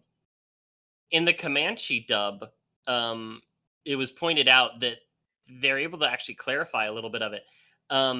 Instead of saying it didn't see me as a threat, she says something along the lines of, "I did not inspire it to fear." That's a good line. Yeah, but there's no way to write that properly in English. Yeah, that's what. Yeah, translation is. I want to go back Yeah. and watch Arrival again, just to talk about language for an hour and a half. But Right? yeah, Yeah. the fight between. Okay, I do actually kind of hate that. Sorry, I'm just like, you just don't need it. You don't need to say the line. You do. Okay, I didn't mind it at all. I really didn't. I think that that's a very 80s line to have a Native American say. I think that there's Yeah. other callbacks you could have done somehow, but having Well- him, ooh, Yeah, I think that there Oh. should have been some sort of dialogue establishing that, like, what if this is a spirit or a god, and then you're more easily able to have the line of, "If it bleeds, we can kill it." that is just like, Oof, just mincemeat of that guy. yeah. This is some of the best kills in a Predator thing. I can't wait for you to watch Predator Badlands. Even though that This guy's movie- like, he's very confident. He just He like, just he's like, throws with the his bear trap knife. in his head. He's like, oh, I got this. Yeah, Did that feel a little bit like Indiana Jones? Like little with bit. the swordsman? Like the way that it was shot and everything. He's like, I got a knife, and he's like, I got a bear trap. yeah. Throws the bear trap at the guy's Yeah. head. That Oh, man. that shield though very much did look like Kratos' shield. Yes, on purpose. Oh yeah. Yeah, trying to reload a man. Yeah. Although I It- would be curious what greasy a fellow. what would a load of grape shot out of a cannon do to a predator. I have a feeling it'd be Uh, effective. What happens to a toad when it's struck by lightning? The same thing. The same thing that happens to everything else. I think grape shot versus a predator would be a one-hit kill. This poor guy, like, ooh, Oh. Matt, for those of you who can't see it, this movie, if you like violence, stylized hyperviolence, this movie delivers Yeah. stylized hyperviolence. And the next one, Predator Badlands, does too in some really great ways. But this one specifically has this scene where he unfolds his shield next to a guy's neck so it decapitates him through a tree. And that is not how ricochets work, by the way. Just want to it's point not that out. outrageous, but I know it's stupid. Oh, but but it is. Yeah, no, Funny. I appreciate and that is where this movie does get a little bit of dark humor with some of its kills Mhm. with the Frenchman, because again, you don't have Yeah. any sympathy for him. So if you can create some people that you just don't care if they die, then you can have a little fun with it, right? Yeah. I do appreciate that they don't. Although again, part of that is what we discussed at the beginning, just the mythos of the Native American culture. But I feel like with the Native Americans, they don't relish their deaths nearly as much as with the French. Yeah. Yeah, this whole thing. Some people like kind of crapped on this, but I don't know. They already established that she's very fast. Oh yeah, Yeah. And I don't know. no, I like it. and there I are thought it was- people who are that. I mean, there are humans that have crazy dexterity and speed. I mean, I remember Parkour. yeah, there's Oh, Dan Trachtenberg specifically said that the parkour-like movements of the Predator, and this will be included in the next one, Badlands as well, that he based on his love of the Assassin's Creed games. He loved Assassin's Creed 3 in particular, and that's like a scene right there. The Predator jumping through the trees as they're musketing at him. That's right out of Assassin's Creed 3. okay. I mean, I guess it's making noise. Eh. But it's interesting like, that, what's they none of them kept looking in the direction the Predator went. Mm. Did Now, you think this was its one arm where nuke for a second? Well, CinemaSins pointed this out. I actually don't completely agree or disagree. I mean, I feel like you can kind of go either way because they're curious, but at the same time, the fact they're all going to like stand here very conveniently and just kind of wait for this to happen. But they're also curious. This is all like, what is this? What is this? You know. But it's not kind of good. it's that cliche of I'm kind of waiting to die because I'm curious trope. Mhm. It definitely is done quite often. Yeah, because somebody mentioned that okay, this weapon takes a really long time to deploy, and it's going to go ahead and chase after the and these guys are just going to sit around. What if they ran away from it?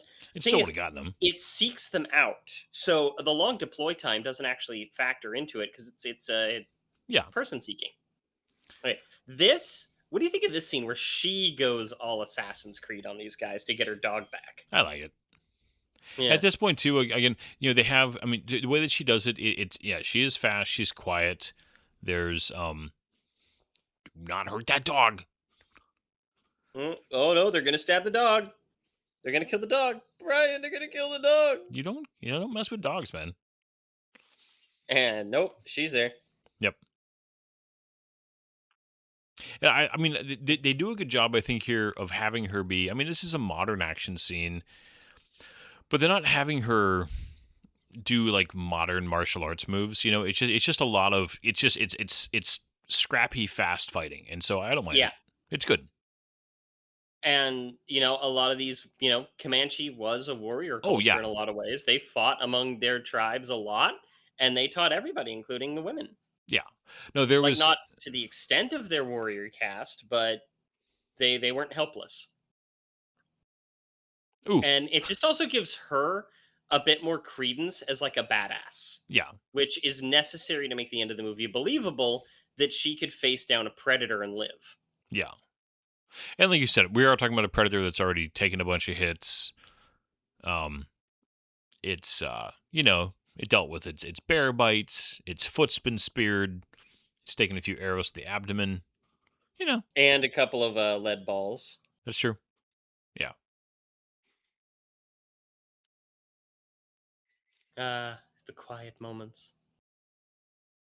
Still though, if I Exit. was Mhm. facing a predator, I would just want to lure it into an ambush site where I had a combination of a Browning 50 cal mounted positions and what's the that mounted grenade launcher? You know, it's like a belt fed like 40. Yeah, those. 40 I mil don't know the name of it off the grenade top of my launcher. head. Yeah. Yeah, that thing's nuts. Couple of those, you know. I'd want that kind of a fixed position to get it into. Yeah. Because then I too, almost. why has nobody still, not a single movie set in the modern era, has had anybody in the military try to use thermal vision to hunt a predator? Right? That'd be such an interesting thing. Okay. A movie that I'd be interested in seeing would be like a human in as part of a space expedition with Wayland Yutani or whatever, Ooh. crash landing on a planet and finding out that there's actually a couple of predators on it. Okay, and he knows he's going to get killed by the predators for one reason or another. And he or she, you could do it with either way, but I'll say he because that's what I first thought of. He's like the lone survivor, or he needs to protect others, or something like that. And maybe they found like a dead predator, a dead Yautja, and he needs to like hunt the predators using predator technology and out predator the predators. That'd be kind of a fun movie. Well, I Ugh. mean, I agree with you. I specifically want a scene from like Aliens where they're using the motion tracker, the little ticking, where you have the Tick, tick. you have the ticking of the motion tracker Mhm. tracker, and the predator growling, right? The predator like ticking, Mm. and you Yeah. have like those like you playing with the sound design as these like group of Marines, with the I forget the exact where he gives the whole like the they don't call it a plasma rifle, but the assault rifle from Aliens, The pulse rifle. the pulse rifle. I'm like, it's a P word. Like those Marines versus a predator, maybe a couple predators, motion trackers versus thermal vision. Like I'd be totally down for a movie like that. Yeah. Very much so. Like, there's a couple of comics out there of like, UNSC Space Marine. UNSC, that's Halo. It's Halo. The I mean, same thing. But the Space Marine squad's being hunted down by a predator and going up against them. There's a couple of those. Yeah. So the magic flower, although maybe the predator's just done with all these people at a certain point, but I do feel like the predator killing this guy is a little bit odd. Yeah. Unless you're going with just the idea that Well, he's he just wounded it, and so he's going to finish it. that's true. He cut I off his think foot. that's the thing. Yeah. Ugh. I feel so bad for this guy. Like, the amount of gross going on here and like pain. It's like, ugh. If he just hadn't Mm. gotten stepped on, he probably would have been fine. Right? But it also establishes, like, okay, it's lowered his body temperature, just like she said it would, so he looks dead. But not that they know that it's looking through thermals. Oh, the bone mask. Okay, what do you think of the bone mask on the predator? I mean, it does look cool. I think for me, it's just that the predator, like the face is so long. Mm-hmm. That's the thing where I like the more squatty face of the classic predator. But I cannot fault the production design team, the costume design team. They did a very good job. I mean, my preference is entirely personal. The people who made this and designed him and did all that work, hats off to them. They did a good job. I'm not trying to say anything objectively negative towards the work done on him. Okay, how did she restock her flower like medicine supply? Because she shoved all of it into his mouth. She shoved a lot of it, not all of it. She like opened the whole thing up and then No, she put it into a separate thing. Oh, she did? I think so. I could be wrong on that, but Okay. I'm fairly certain. Here though, Yeah. I mean the fact that she is she's kind of watching him. Although they do have the unless there's a lot of dust in the air, Mm-hmm. that she wouldn't see the beams. From the mask. I mean, that's a classic, right? We criticize that I think every time we see it. This is the best I think for just pure fight choreography. I think this is the best the movie ever gets.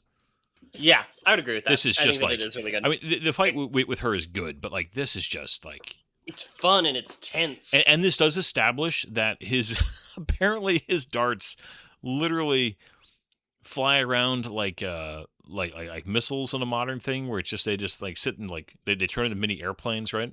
Mm-hmm. Yeah, but the bone of the mask.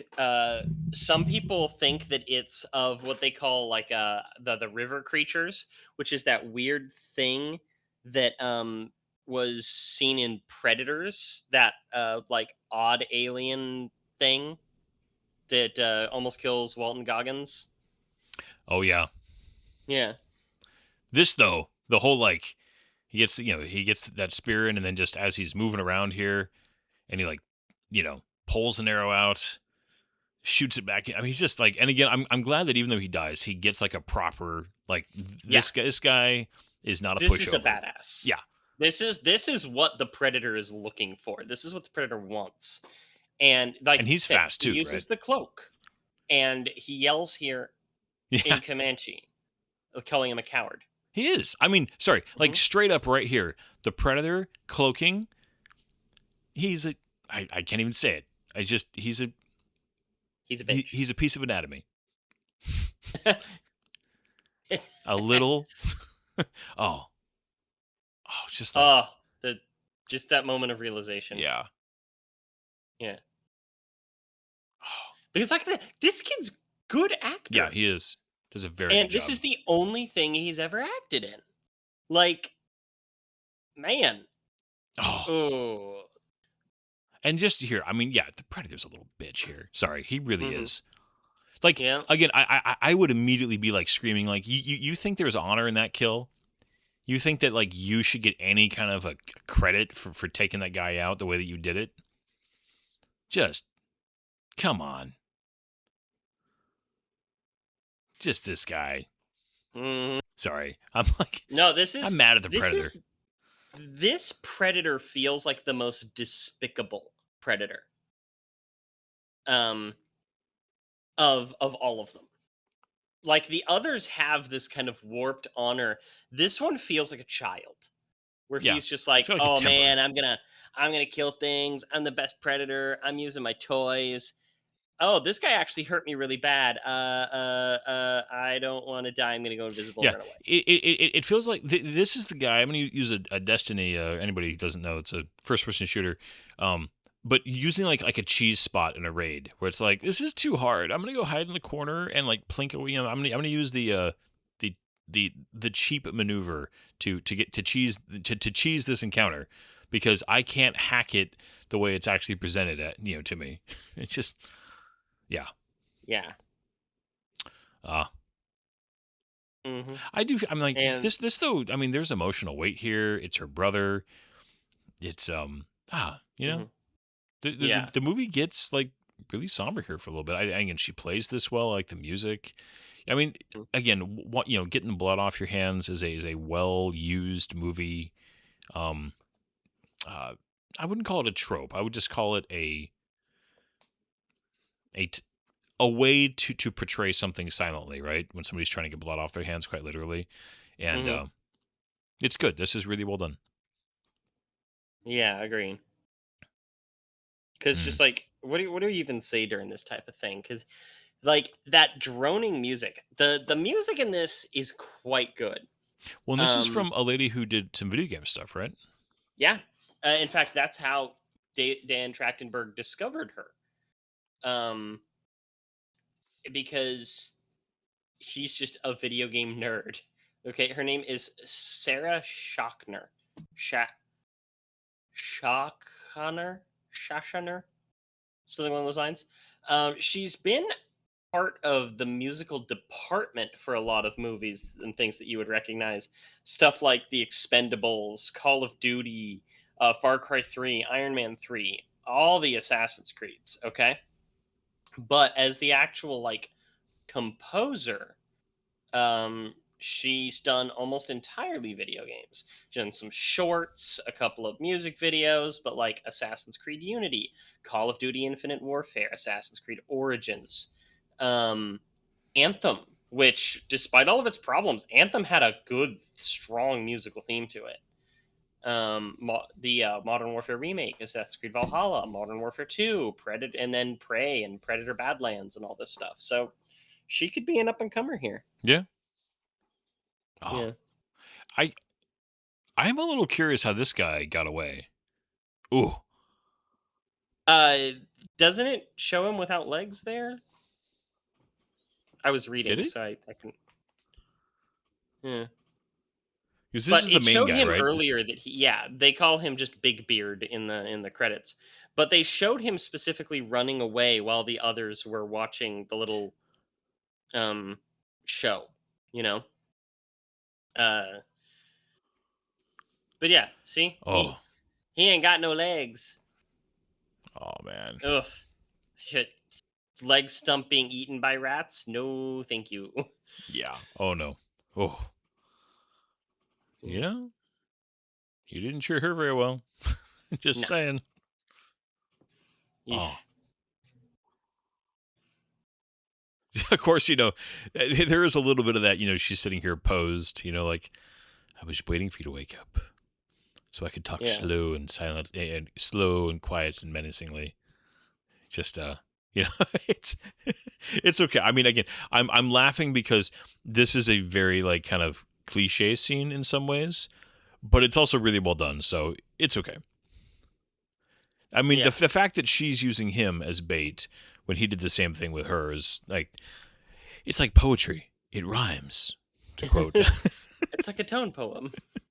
If anybody For doesn't those of you- know, I just feel just like- go look up George Lucas YouTube and poetry meme or something, right? It's a famous Which quote. is kind of unfair because it's a good point to make. Yeah. He's not wrong about parallels in story, but It's to just- have doofy little guy, because George Lucas can often appear like a doofy little guy with his high little voice, sitting there talking about that while doing Attack of the Clones of all things. Yeah.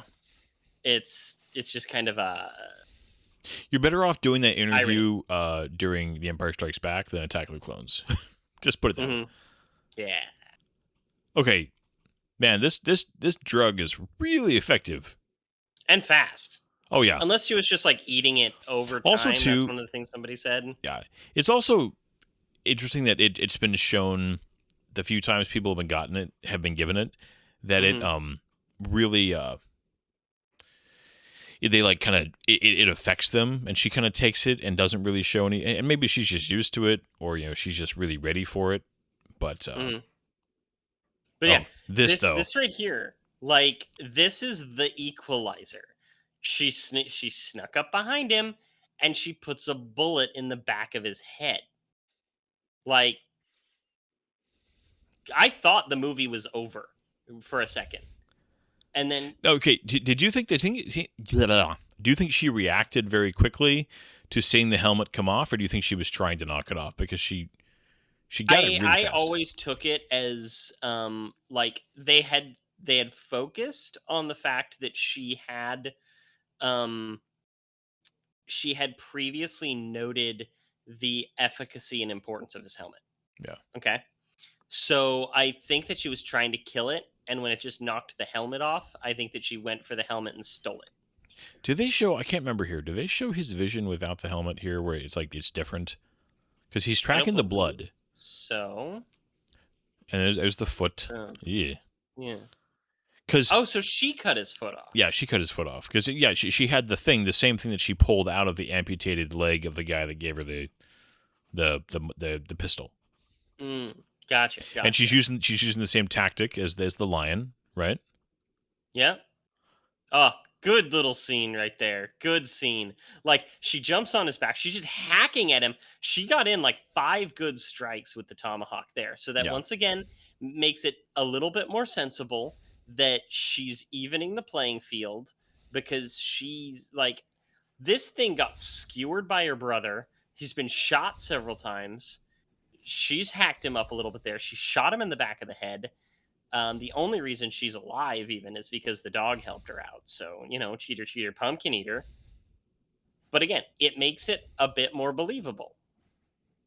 So here, the idea that she keeps like trying to get him to like go by the tree. She had the tree with all the spikes, around it. Ooh. Yeah. Oh. Like, Got his own. He accidentally cuts off his own arm. Yeah. So both Like- the Predator and this, they like taking off Predator arms.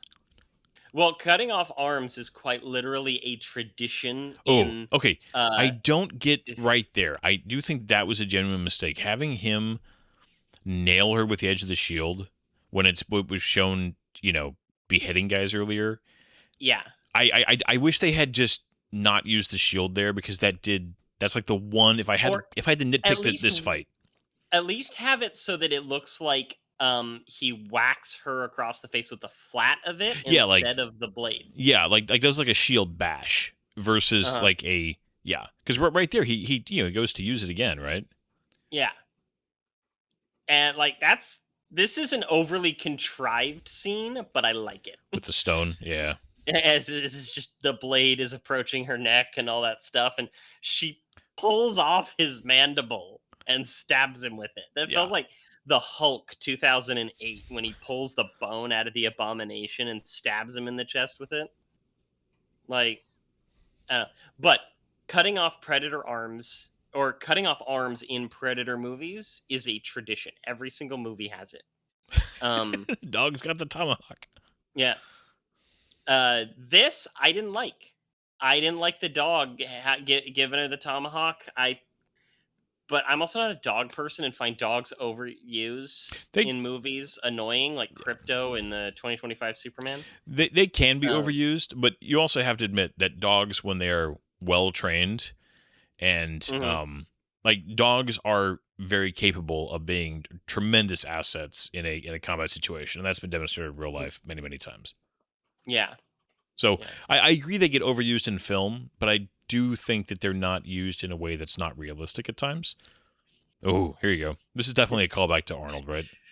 Oh yeah, but like the the slow rise of it out of the mud He's on a because little like elevator. she was drowning in this thing and it Yeah, can just stand up. how did he Like defy physics? Because quite literally, that's what he's doing. he didn't. She's just small. He's just standing up. Okay, so Um. she is counting on the mask here. So did she like Mhm. triangulate that the predator would be right here because of the mud? This is the part that's a little bit contrived, but I think that like if they could have set it up a little bit more, but They man, did literally I love have, it. yeah, I they did love it. have like this sound effect there of literally like a missile humming and like wait, wait, wait, wait, wait. I Yeah. swear that sound effect has been used in either science fiction or like an air combat scene in a movie or something. Hmm. I do like her. I mean, it's a little bit like it makes me chuckle, but it also is cathartic. Her Yeah. scream there Her because war cry or victory yeah, scream.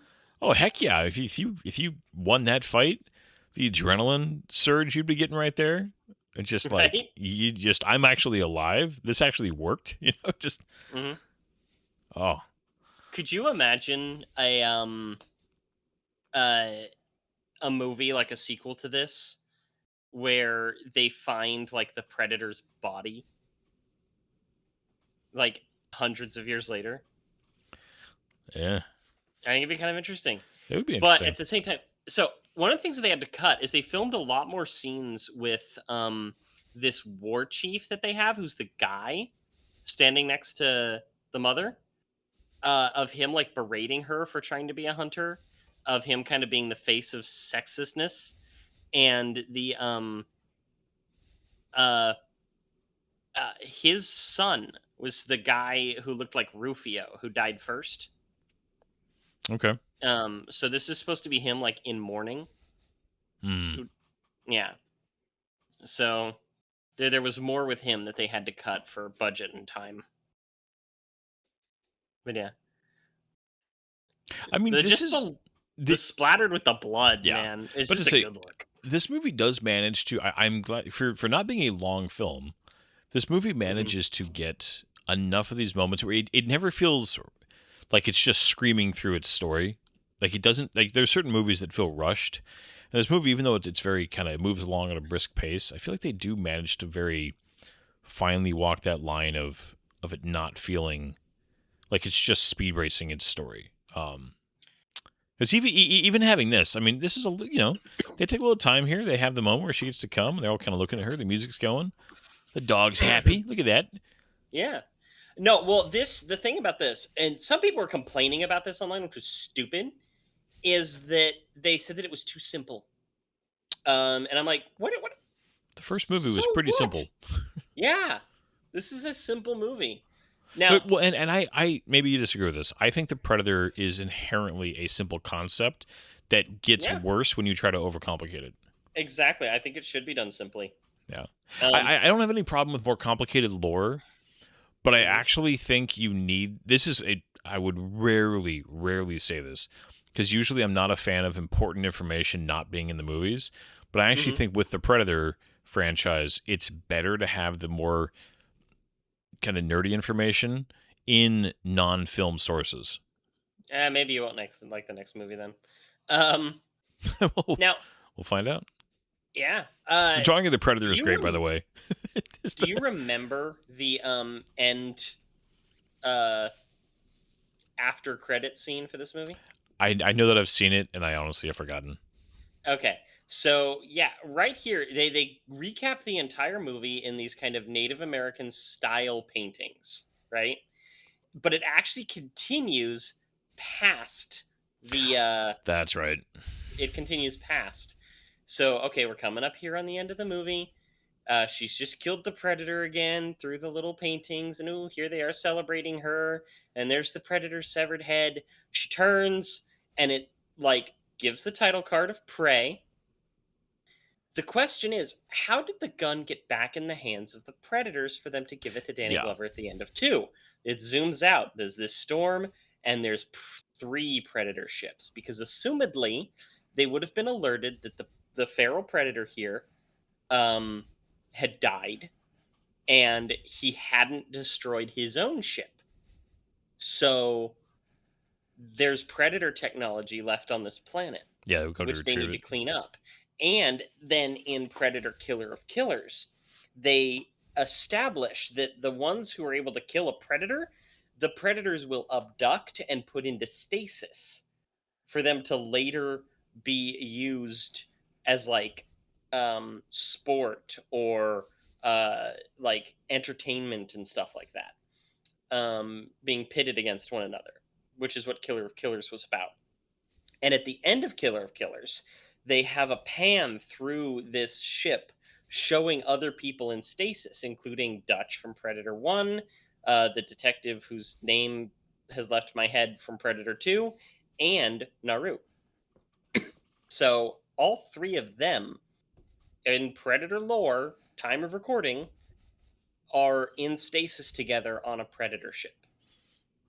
So I'm just hearing that we need to do some serious de-aging work on Schwarzenegger and Danny Glover, and just have an Avengers style movie, where they all get thawed out and team up, and they're on the Predator homeworld, and they basically like take over the Predator homeworld, and I'm joking.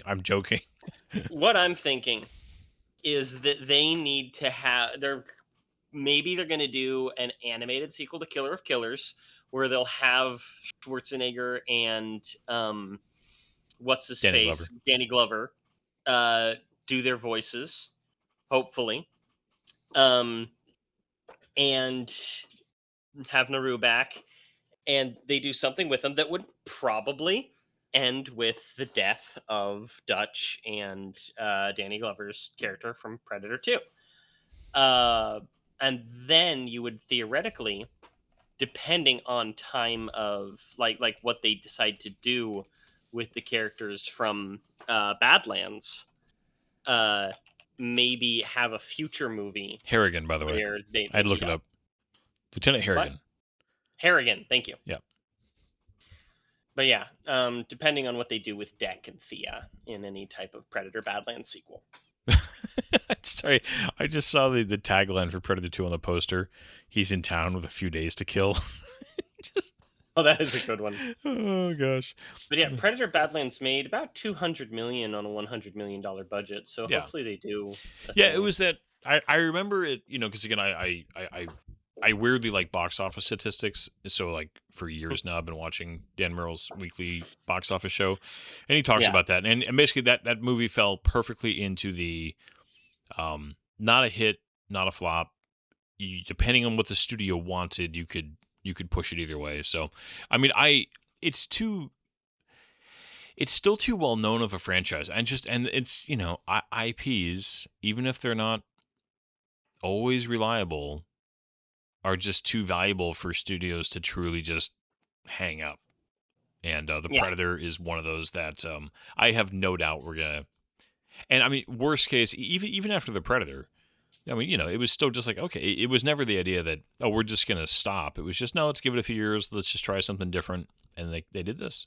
And despite the fact that I have my personal quibbles with this movie in a few places, this is a fantastic movie that deserves the praise that it got.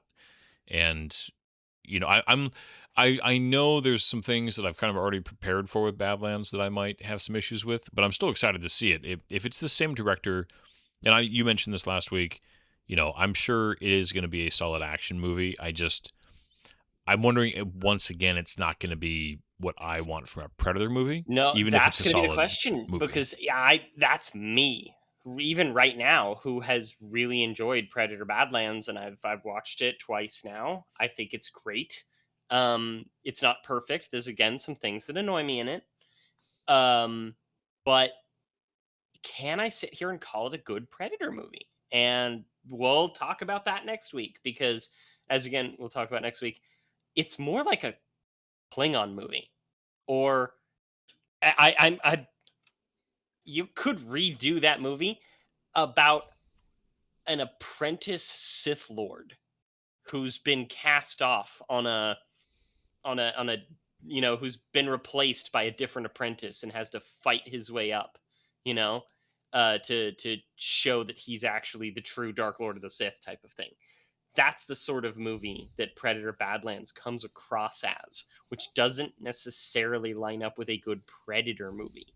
But as a sci-fi action adventure, fantastic. All right. Well, I'm looking forward to it. We will definitely be back with that one, and you will hear many more thoughts about Predator Badlands next week. But it's been fun, man. I enjoyed revisiting this. I haven't watched this since the initial time I watched it a few years back. So it was fun to revisit. And no, I sometimes I revisit movies and I'm like, I'm almost worse on it later. This one, I feel like, no, this movie held up very well from my memories of it a few years ago. And this is good. Agreed. In fact, I appreciate the action in it a little bit more, especially in the recent 2-3 years where I've been watching things like Stuntmen React and whatnot, where you learn a little bit more about how fight scenes are put together and choreographed. This movie has excellent action. Yes. Well, and I'm so grateful that we have like the rise of stuntmen and getting back to letting good stuntmen show wider shots, really showing cool moves, cool moments where guys are pulling off. It's just you appreciate the filmmaking more than just the over editing solution that unfortunately became too common for a little while there. And this movie's a great example of, I think, the work that was put in by the stunt team shows up because those guys obviously worked hard in this film, and it looks good. It looks good. I want to see more from the director Dan Trachtenberg. He was actually attached to the Uncharted movie for a little while, and I am so sad that he didn't make it. He would have made something so much better than that turd that needs to be kept a million miles away from Mark Wahlberg, because Mark Wahlberg is cancer to movies. He's definitely his ratio is not great, but all right. Well, good night, everybody. All right. Good night, everybody. This has been Prey. If you haven't seen it, go see it. Have a beautiful night. There's doors and corners, kid. If you don't clear the room, if you don't come in slow, that room will eat you.